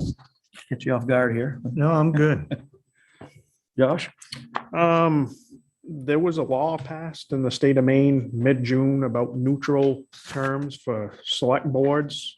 I'm not having aware of that. Selectmen or coming up with neutral terms. So that might be something we need to, We'd have to address it in our charter. right. Yeah. So if it's law, then we need to figure it out, I guess. Okay. Thompson needs to sign Thanks it. for flagging that. I had Oh, not yeah. seen it. Select board. Select person. Over, Oh, and then oversee, I think overseers of the poor are just overseers. Oh, okay. So we'll have to keep our eye out for a statute or something that, yeah. if we can just, if you could look in I that, will, see if definitely. anything's come out. All right. Yeah, I don't have anything to add to this evening. I think we'll move things right along. So we want to move into our workshop on the We'll Charter. adjourn this meeting. I'll make a motion to adjourn the selectmen's meeting. Second. 2 seconds. Any discussion? All those in favor? Okay. All right. We're going to move into a workshop on the possible charter amendments. Thank you. Anybody want to hang out? Yeah. Thank you. Leaving before the good stuff starts here. Just make sure everybody get the chance to sign in and add their information if they want to get on the town mailing list and it's your, take the speed test. Yes, take the speed test. That's what Max is always all over it. You get a gold star.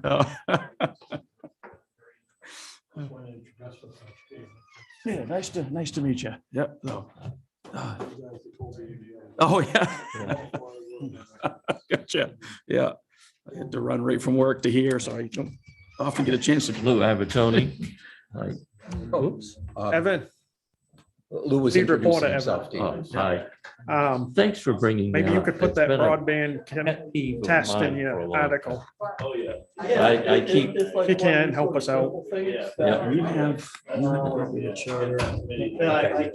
had one and I think I left it. Yeah. I can ask what you got. Second chance at the first Man, impression. if he had one over there, but. That was a long time ago, and it's real. Yeah. And, Thank you. I'll give it back. I keep bugging Matt about it. Thank you. Thanks for coming. How often do we have these meetings? It's twice a month, second and, I'm sorry. I'll give you my first copy, Linda, you need to print out? because I got one over here. I got another one. I'll put you on my agenda mailing list. Yes, I showed up with none and you guys all have doubles down Oh, there. I had one I had marked. No. I just mine at home. Oh, yeah, I see. You have the original? Thank you, Peter.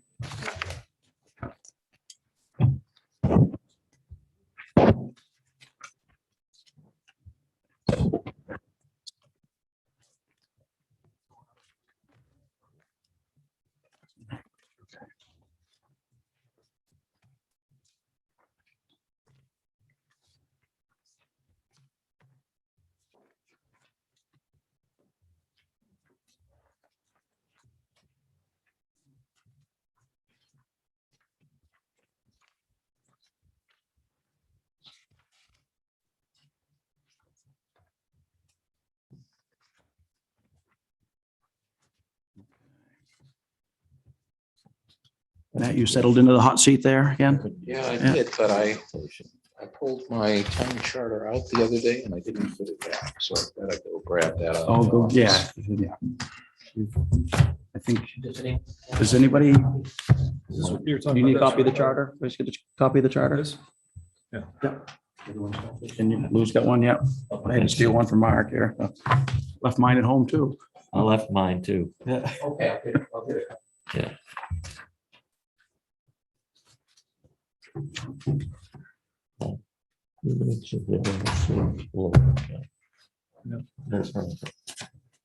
It's limited liability company, Yeah, yeah. Reliability company. but it has no requirements as far as the amount of income. Yeah, sure.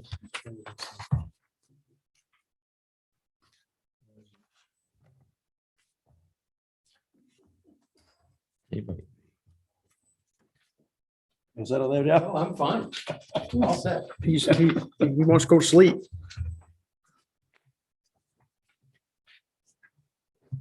Would be easier if you were all on one side of the table, but now that Matt's on the other side, I've got. Oh, yeah, yeah. No, we'll tell, Make you work for it. Oh. we'll tell him he's gotta go back.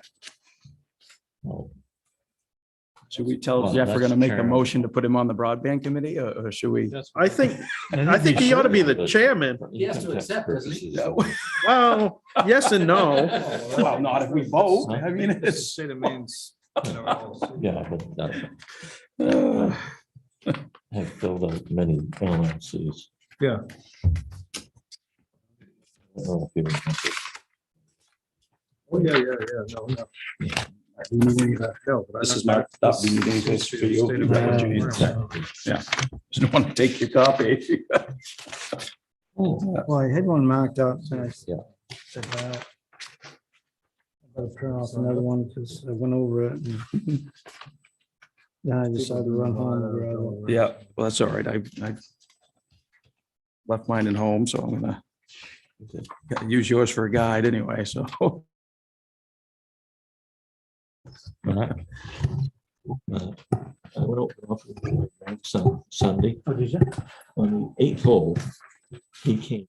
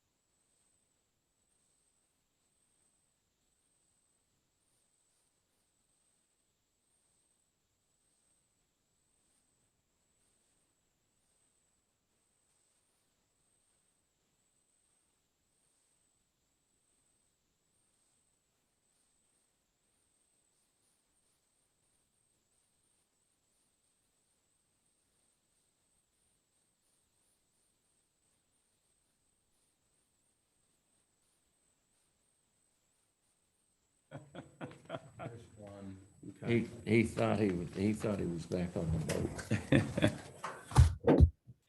I have to bring- Yeah.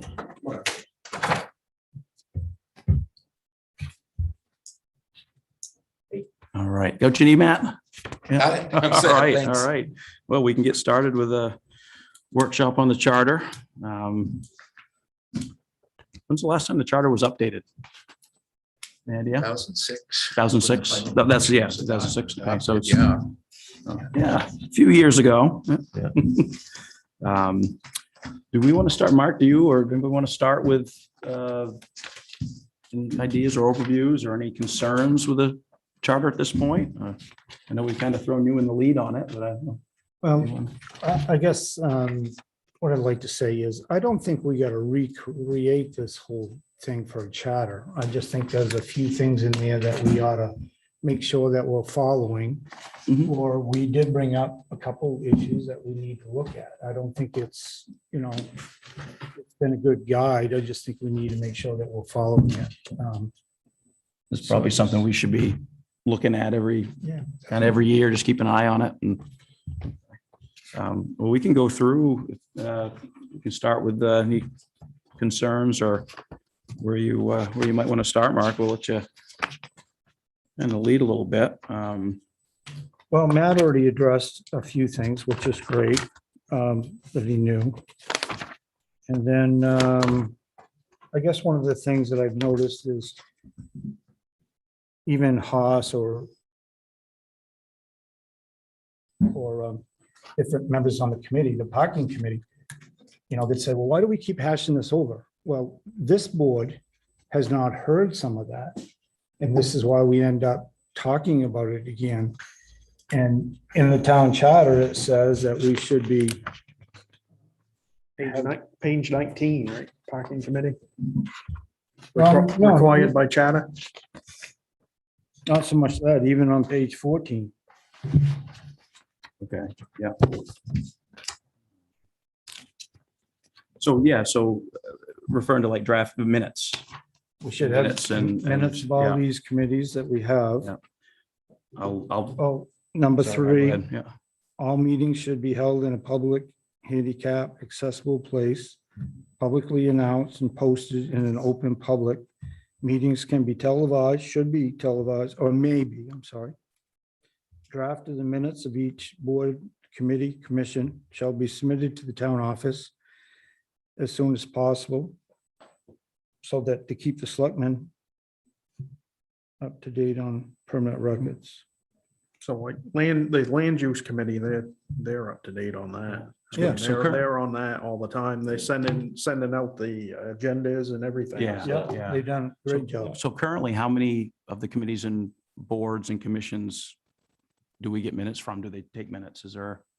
Well, the waterfront committee, other than some Zoom calls where you were all invited as well, they have not met separately as a committee in quite a while. I think a year ago.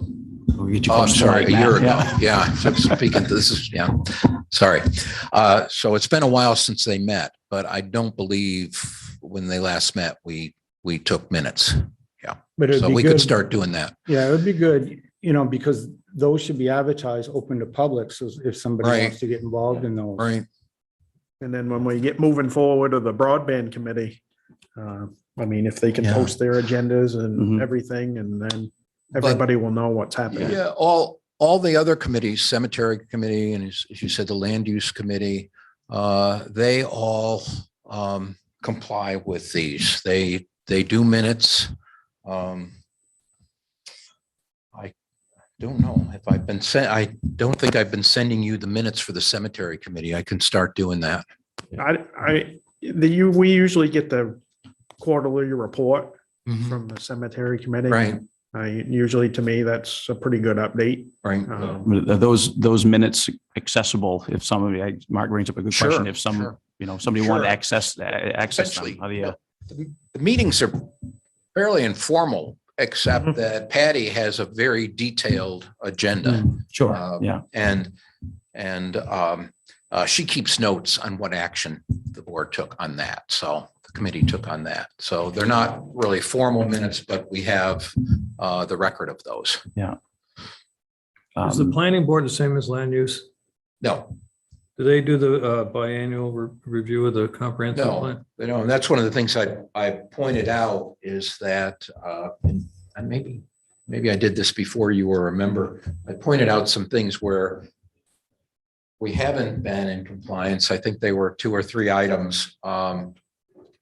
And then an explanation of why we weren't. And the planning board, it's kind of a misnomer, and this is true in every community I've worked with. Planning boards tend to be zoning boards, just to make sure that their purpose is to make sure people comply with the ordinances and the charter and the state law. Right. What the board did several years ago is created an advisory committee called the Land Use Advisory Committee. And they serve more of a planning role than the planning board. So I don't know. We did have one. So are they the ones that do the, I'm just trying to clarify this Yeah. charter. Who's going to do the biannual? Well, they are regularly reviewing the comprehensive plan. We did have a meeting way back when, a joint meeting with the board where the planning board came in and we talked about the comprehensive plan, but you know, they don't follow it that closely. They hopefully are all familiar with it, but it's not something they do regularly. Do they have regular? To answer your question, though, I think the job of a regular review could fall to that land use advisory committee. I think we ought to ask for them to confirm that they do that at the very least. You know, Okay. Yeah, maybe as part of their minutes or whatever. Yeah, I know that they do, but to make it more of a formal process or Just attest formal to the assignment. fact that they- Okay. Just a nit on the next page, there's a couple of typos there on the top. There's 3, 4 on that margin. Oh, at 15, you know, third paragraph, fourth paragraph down, you got the 3 and 4 in the column there. See it? The extra 3 and 4? Yeah. There's a few other typos. I'll give them to you later. And then on the page 15, while we're on there, we need to clean up the language with Great Salt Bay Community School Board with the Union 74. It should be the AOS 93 or its successor, something Yeah, like that. So update then it, we wouldn't yeah. have to change it if they ever change it again. Right. And that goes on page 16 as well.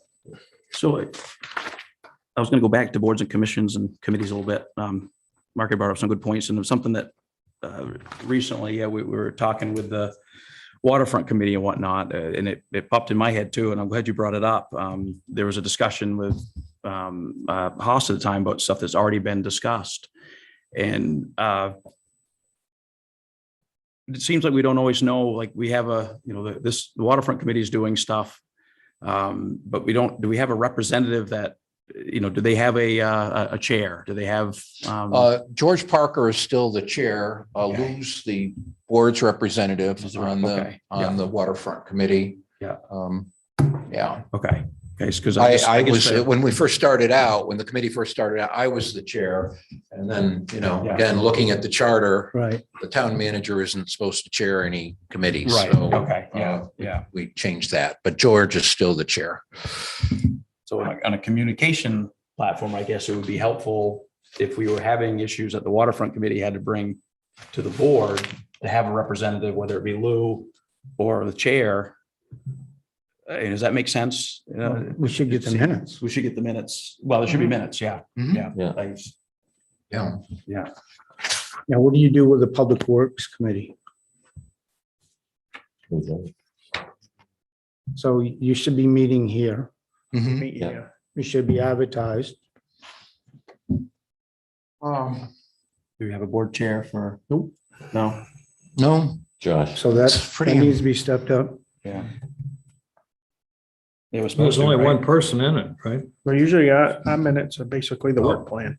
Yeah, and I essentially put together a brief agenda and they act on that, but we could. It's a committee that needs to be following this. Yeah, I see that as more of an internal committee, but Yeah. I'm certainly willing to Yeah. do whatever the board would like. It's more of an internal working committee. It's town staff and selectmen. And then also I'd like to point out on number 10, Well, do you want? I'd like to have- vote on number 10. I think we ought to be consistent. Do you want to have minutes taken of those public works committee meetings? We should be, if it's a committee, commission, or why wouldn't we, I guess would be the. Okay, I just see it as, it's more, again, it's not an official advisory committee, it's more of an internal, staff and selectmen committee, but we can do the minutes, so yeah, okay. They won't be too tough to do. Huh? Won't be too tough to do. No.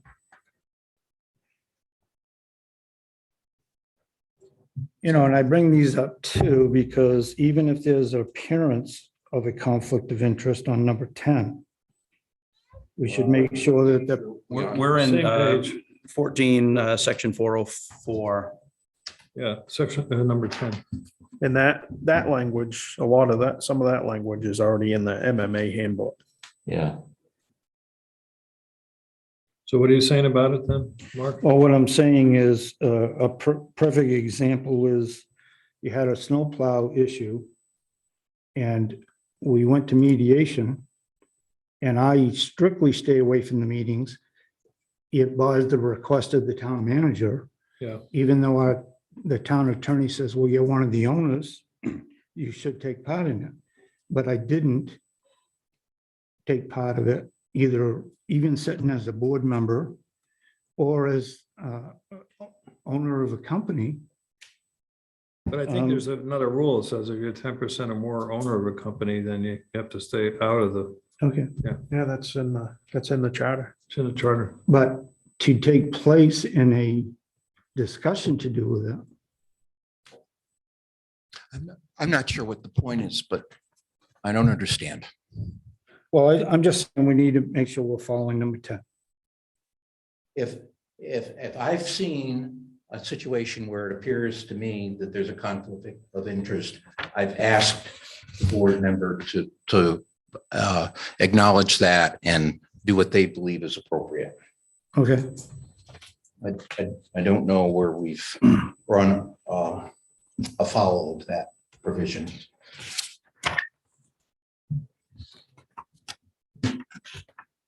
so like I said, I think it's more just following a lot of this. I don't think that we need to redo everything. We did bring up some good points. The bid procedure, I think, needs to be updated to realistic numbers of today.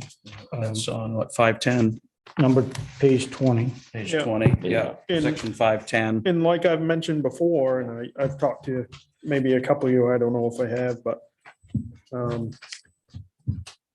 if we could do a procurement policy for the town,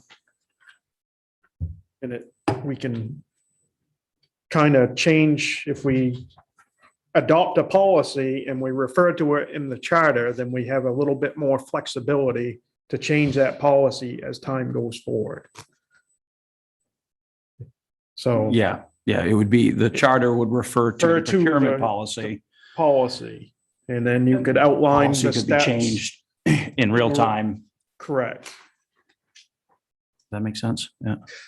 I mean, you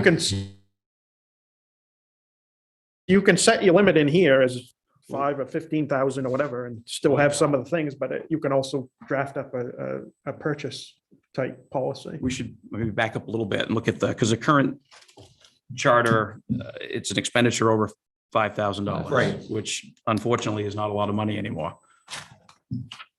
Right? Yeah. So they think with the board trying to give the town or the town manager a little more wiggle room as far as, but we need to have a cap as well, right? That, Yeah. I think that's what we're. Yeah, There's and got to then, be a point where, because Mark had asked and we had some rough numbers about how many times we've waived the bid. Yeah, but I don't know. it really is two different issues that I think have become confused. There's one where I've had to ask you to approve something because it's over the $5,000 limit. Yeah. And then there's another one where we've sole sourced it, right, like and for that's, fire equipment and or whatever. that's where, like, if you do a policy, the single source, say, you've put out to bid years ago that you're gonna buy fire gear.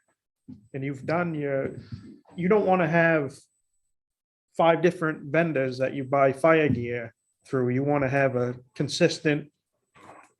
So that, I mean, that comes into a lot of money. Say you buy a fire truck or you buy a highway piece of apparatus, you buy a loader, and you put it out to bid and you need repairs done to it.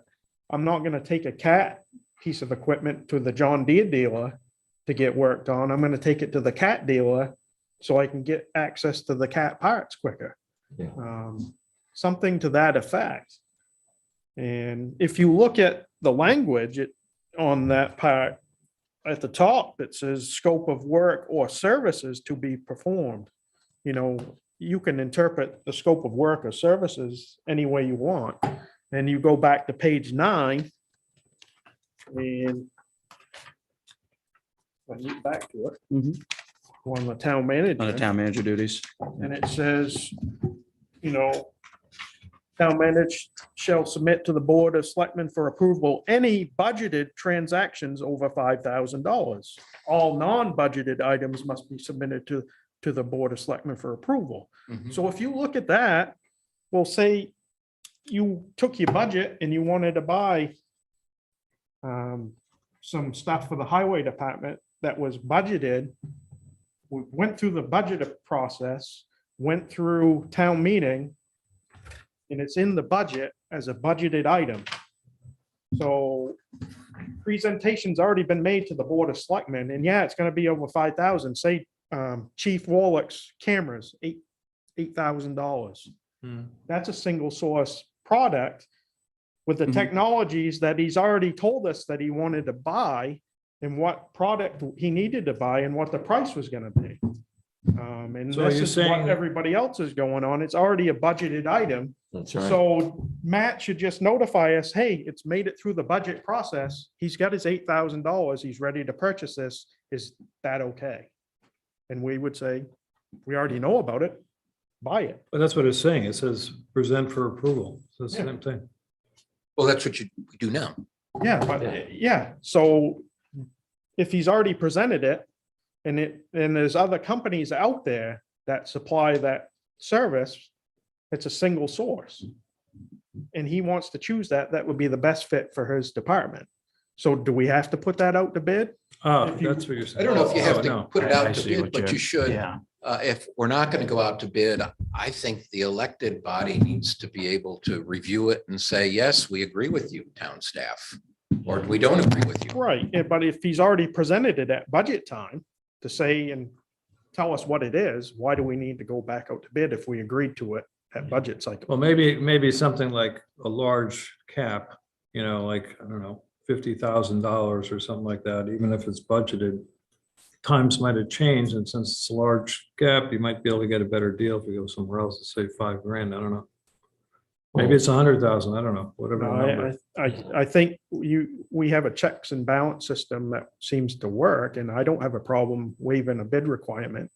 But if the number is, like I've said before, is 15,000, I think that's more of a realistic thing. It's not that much trouble to come in here and look at numbers, and we do our homework to say, this looks like the best deal possible, or hey, we're not going to approve this, or we're going to approve this. Okay, well, 15,000, that sounds reasonable to me. He can't even buy a used truck now for that. No, but if we're trying to run a town on, Yeah, that'd be held accountable by the people. Yeah. 15,000 is a pretty realistic number, not 100,000. yeah, sure. And then on number D though, Mhm. I think that we should have a cap amount that we do put it out to bid. Yeah, it's on the bid for when we waive the big bid procedures. Right. Yeah. 20. What do you suggest, Mark? I don't know, 20, 25,000.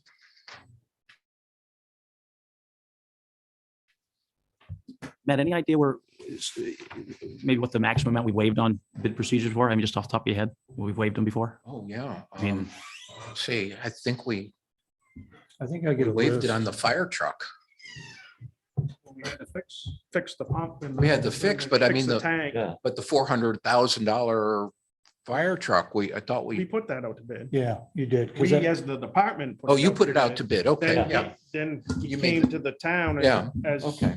and Okay. and Yeah. graded all Explained the, it. yeah, graded all the. But I didn't think proposals. we didn't go with the low bid there. No. We did in a Right, but you don't- negotiated bid. Right, Yeah. Yeah, but but they you put it were, out to bid though. because yes, and then the Yeah. Massachusetts Engine Company added money to that Yeah. to get extra add-ons that we had monies Right. available for. Yeah. That's right. You added to it. Yeah. So that We would satisfy the Did the bid same procedure. thing though with the Yeah. police At cars, that point, yeah, yeah. Yeah, we They definitely, checked everybody out, and came There's a- in with the proposal, Yeah. so. there's got to be a soft dollar cost for doing all these bid Yeah. processes. And at a certain point, it becomes inefficient. You're trading off that time against time could be applied to bigger projects, but more important efforts. So I think it's important to raise the number a little higher, to reduce the amount of processing. Yeah, on you're talking about the Bid process. required expenditure or the expenditure requirement cap. Are you saying put a cap on the purchases where you waive the bid? I don't know that that makes sense. Well, that's, yeah, it's kind of the question. That's what we're having the workshop. Yeah, I don't know. Why would you put a What is cap it? on it? Because you may have If it's a fairly budgeted expensive- process, if it's a budgeted item and it's less than, let's say, 15,000, then Yeah, we just could do it. waive the bid process on that to reduce the whole process of going out the bid and process. Oh, I understand that. I thought that Mark Mhm. was referring to 5.10D. And you wanted to put a cap on that. Maybe I misunderstood. That was a question that had come up, is there a benefit to, that's why I asked is, what's the highest in the effort of being consistent? We didn't know where do you draw the line where you waive the bid? Is there a? It other than- depends. Yeah, That's the answer is it depends, you Yeah. know? You That's could just have. that's kind of what we're You asking. could have a you know. $200,000 purchase and not want to go out for bid. but that would definitely be brought to the board, right? That would be brought to the board. Yeah, what we're but why saying would you is- Put a cap on that. What we're saying is if it's budgeted and it's less than 15,000, then you wouldn't be Oh, yeah, required to yeah. come to the board. That's Right, we got that's A. We covered that. Yeah, that's the first All right. paragraph. What we were talking about is D. I don't know why you'd want to, and maybe this wasn't Mark's point, but you wouldn't want to put a cap on the amounts that the board was allowed to waive. Yeah, I don't think so either. Yeah, no. Because there may be reason Right. for Right. a variety of Yeah. amounts. And then just, we're all accountable for it. So we're looking at it Yeah. from a taxpayer's point of view too, that, Yeah, and I have to They be- waived that, we The don't. town manager needs to be able to defend it, whether it's. Yeah, Yeah, And- just and- over the 15,000 or, $1 million. Yeah. By the way, there's a little typo there in that first sentence of D. And There's since quite a this few is, typos well, I in mean, here. I this- think I need since to have this- somebody. I'm going to be a nit about this because this is on the website. So anybody in town can look at this. And I think when they see typos, especially the old English teachers, they start to think, I got to look for some Well, problems in this stuff. I agree. because, I agree. There were some things that are lined through where There's the one line sentence- is still there. yeah, Put the intern on it. Put the Yeah. intern on it over there. There's one sentence that doesn't even make any sense in here. It's on Yeah, we probably need to have a professional proofreader. page take a look at it. 27E, the second sentence in 27E, page 27E. It doesn't, I don't even know what it's supposed to say.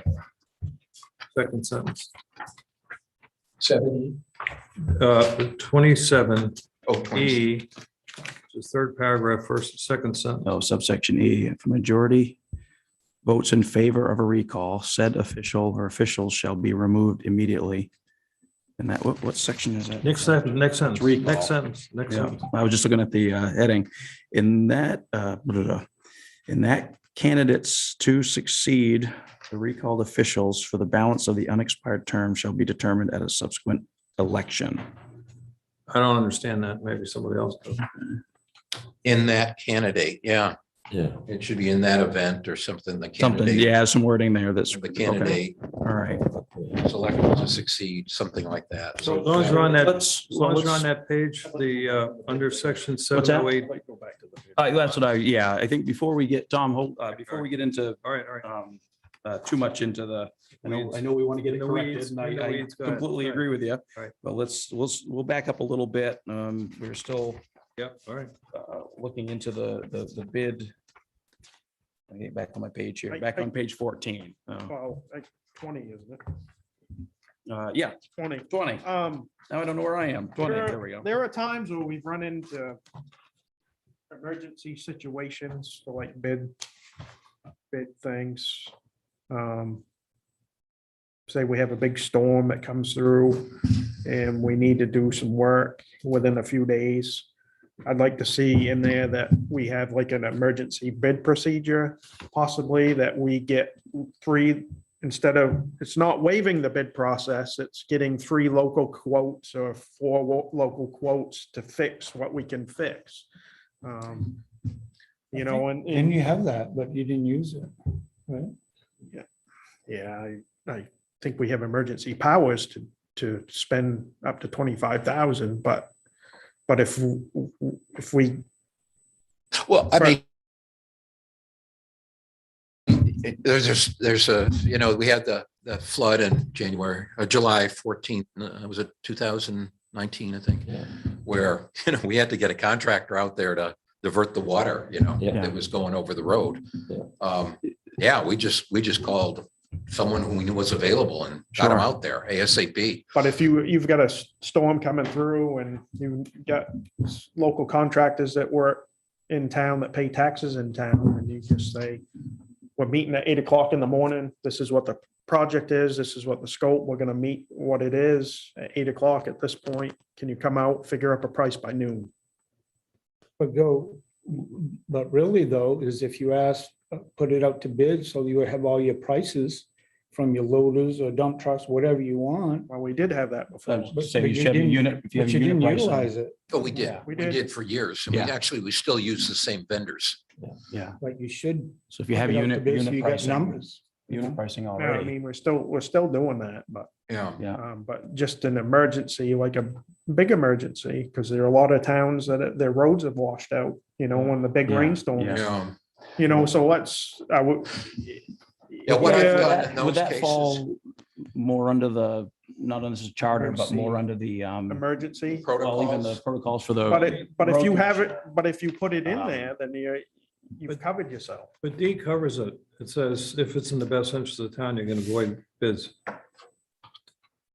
But if it's over 15,000, Well, we said we weren't going to put that cap in there, and that's. No. the- No, I think the 15,000 had a consensus. Yeah, this is What on I the, would say- this is on. the scope of D. work on, Yeah, D, we weren't going to put any number in. But there are times where you don't have time to advertise for 2 weeks. No. Right, And there's times that you just need to pull this off within 24 right, hours. right. Oh, there's right. times when we need to pull it off in a half hour. half Right. hour, Yeah. Yeah. yeah. It's whoever you can get. I guess that happened today, I would make that decision and take my chances with the board that you would retroactively Approve it. approve the, Yeah. the. Emergency Yeah, expenditure that- for that- the that justified emergency- action. Yeah, I mean, Yeah, that's kind of which- why you hire somebody with judgment. You could hopefully. Yeah. make it a little more, you could say in addition by the Board of Selectmen or the chair of the Board of Selectmen. So he only has to call one person and it's done. Yeah, but another thing you've got to look at is if one of the companies is a local company that Mark's involved with, if we don't technically put it out to bid, then we're in violation of our own charter. Well, if he doesn't make the decision, if he and the chairman. of- No, but you have to put it out to bid. You just can't hand it. to Mark's company. be He's not a, involved in the decision. I don't see Yeah. why he couldn't. Yeah. But I As think long you need, as I think the you other need to look a selectmen- little deeper. Maybe the lawyer can tell you that. No, I think there's something in here. So are we, at this point, are we looking at, we're still in 510 bid procedure. We're looking at the $5,000 expenditure cap, which has been in there for a while. At this point, are we looking at altering that to 15? Is that the general On the consensus? first paragraph? This is on, Yes. this is the Yeah. first paragraph. Yeah. Tom. Yeah, yeah, I agree. Yeah. Anybody else Um, agree? Yeah. Matt, your thoughts? No, that's fine. Is that? I- Yeah. It's a realistic Josh has expenditure got to and agree, he then, brought it up. you can't, You got to agree, you brought it up. Yeah, I brought it up. I'm fine with it. Okay, so we'll and then change that. at this point, as far as on D, we're discussing a bid waiver cap. And just the pros and cons on that. Is there, Matt, in your opinion, that's not a good idea to have a set, just out of consistency, but not for any other, It doesn't, I don't know how it would make sense, because what if you have a situation where it's over the cap, Yeah. but you only have one place to get that particular item. Yeah. And it doesn't make sense to go out to bid. You're stuck. You Yeah. don't have anything to do. I mean, there's nothing you can do. I agree with that. I think it's okay the way it is. Yeah.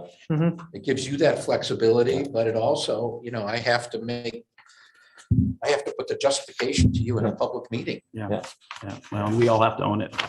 That's right. So, okay. So, all right, anything else on bid procedure, on section 510? You know, we're You all set? Good on that? very diligent about following that. Yeah. Yeah. Pretty sensitive area. So other than, I don't know if we have to go through all the, Tom, no offense, but don't go through all the typos. I think we'll just revisit it with the spell check. I share your concern. about Yeah, that. yeah. And, We can Just just, sends the wrong message when they read it. Oh, I agree with Go you. through I that. agree with you. On the 13.3, I took a brief gander at the department's, police department's policy manual.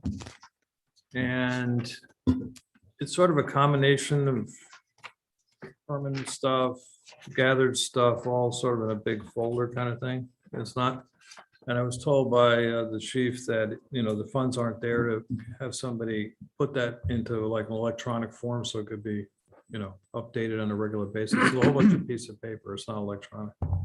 I think we ought to consider that down the road to put the funds together to let him send that out and get it done formally. It's sort of a mess. I don't know if you guys have looked at it. we can have him. If you looked at it, I'm seeing nodding down here. You looked Yeah, I at, think things are, I mean, there's a lot of things that probably ought to be updated. I mean, we did all the town ordinance stuff and updated that. when And Robin- it still Robin- needs to be improved. It's an ongoing process. Yeah. Yeah, when someone is looking at it, if you're looking at it from a citizen standpoint, you want to know all the restrictions we have on signs. You should be able to put in the word signs in And it every should- ordinance that has that word on it. Should pop Right, up. right. That doesn't work Mhm. out. Yeah. So, we have the technology is there. You can do it on our website, but it's just the effort of going through that to do it. That's a good point. The filing system. It's pretty old fashioned here. It takes me a while to find hard copy files and it's very frustrating. But I don't know. That's a big expense. well, and to take the time, you have to take the time away from their regular duties. Yeah. So you have to be willing to pay extra. Yeah. If other people come in. and Well, do it. Right, do you have a firm? I think come the in? chief was saying for his case, there was somebody he'd contacted that comes in and does all that. Oh. Pay him a fee. and Well, they yeah, do it, yeah. yeah, maybe for He says for it's real, police it's real departments and challenge for him to SOPs, get, yeah. to Yeah. find things too. Yeah, Okay.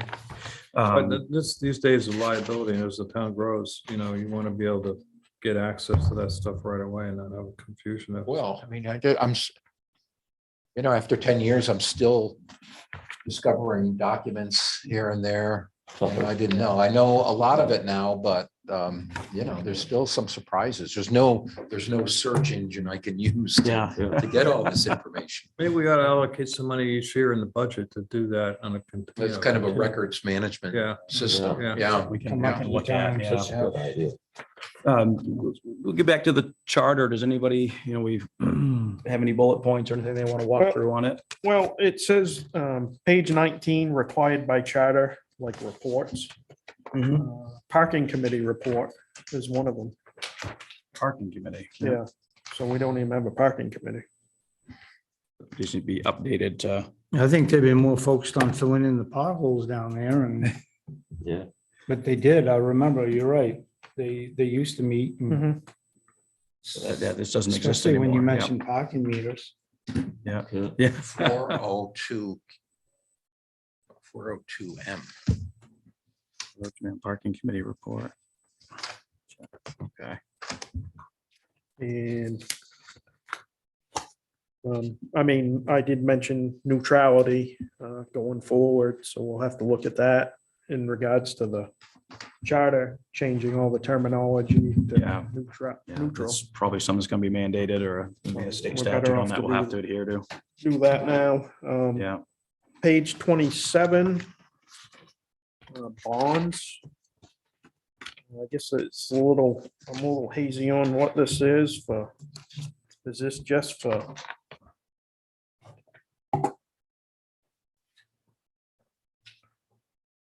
Yeah, I wasn't clear on that either. It was kind of as you read it, it's kind of strange. Oh, yeah, that's done through MMA. Yeah, So all of anyone that handles cash. Yeah. And signs off on checks or whatever has to be, I don't know if you call it bonded, but they're insured Right. through MMA. Right. So that needs to be, the wording needs to be updated. Right. Oh, yeah, from all persons trusted with the custody and collection disbursement of monies of the town. How many do we have that do that, Matt? We have, handling cash, 4 people. 4 people. So we pay the bond for that. It's part of our insurance policy with MMA. I see. It's not a separate bond. Okay. Yeah.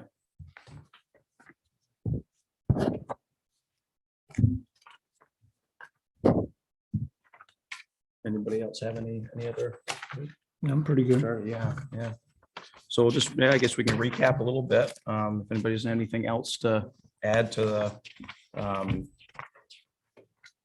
I lost my page. I mean, I may go back through it Well, in a day or two and just to make sure I didn't miss some of my Yeah, bullet If points. you'd like, I could put together a list of what we talked about. Yeah, and- yeah, and thank you, what Matt. was- Yeah. What I heard being decided. yeah. If there's the one thing I flagged, I'd like to see the term town manager or his or Yeah, that her was- designee. That was one of the, Yeah, I mean, I don't go to all the planning board meetings. I haven't been to a planning board meeting in over a year. but that's what we hired the planner for. Yeah. Planner for. And So designate, yeah. other examples, I don't go to all the land use advisory committee meetings unless they have, something what they want to talk specifically to the town manager about. So my term here is ending, but I don't know if you want to burden a new town manager with that, saying, hey, by the way, you're going to be meeting every night. We won't tell them that tomorrow. Like your superintendent. Yeah. So, yeah. So, yeah, I just would like to see some consistency with under 404 with the boards and committees we talked about. But Minutes. I'd like to add the town manager or his designee. Yeah, Mhm. that's fine. Yeah, Is that yeah, all right? absolutely. Okay. Yeah. No, that's fine. Sounds good to us. No, I think the minutes deal is, that's an important point. Yeah. Well, I think it would help Could up and down get the somebody line, to do having that. some information from, and accountability for everybody. Outside the town government committees, so as long as there's consistency, if all the boards, or committees are. And I just. And there's some people in town that would like to follow those certain things. They know when you're gonna meet, they can come to these meetings. That's what the Yeah. whole idea is. Since we've been recording the waterfront meetings, where we've invited the waterfront committee, I've put the Zoom link on the website so they could see what happened at those meetings, but yeah. And I think this is why I brought up that when we were talking about televised, like we're doing these meetings to people that can't go to these meetings. And we came up with a budget that we I guess, a couple grand to start with, and then maybe go to $4 grand. We shouldn't, if there's something really important out there that we need to get out to the public, it should be a meeting that we can bring in, not just selectmen's meetings or something like that.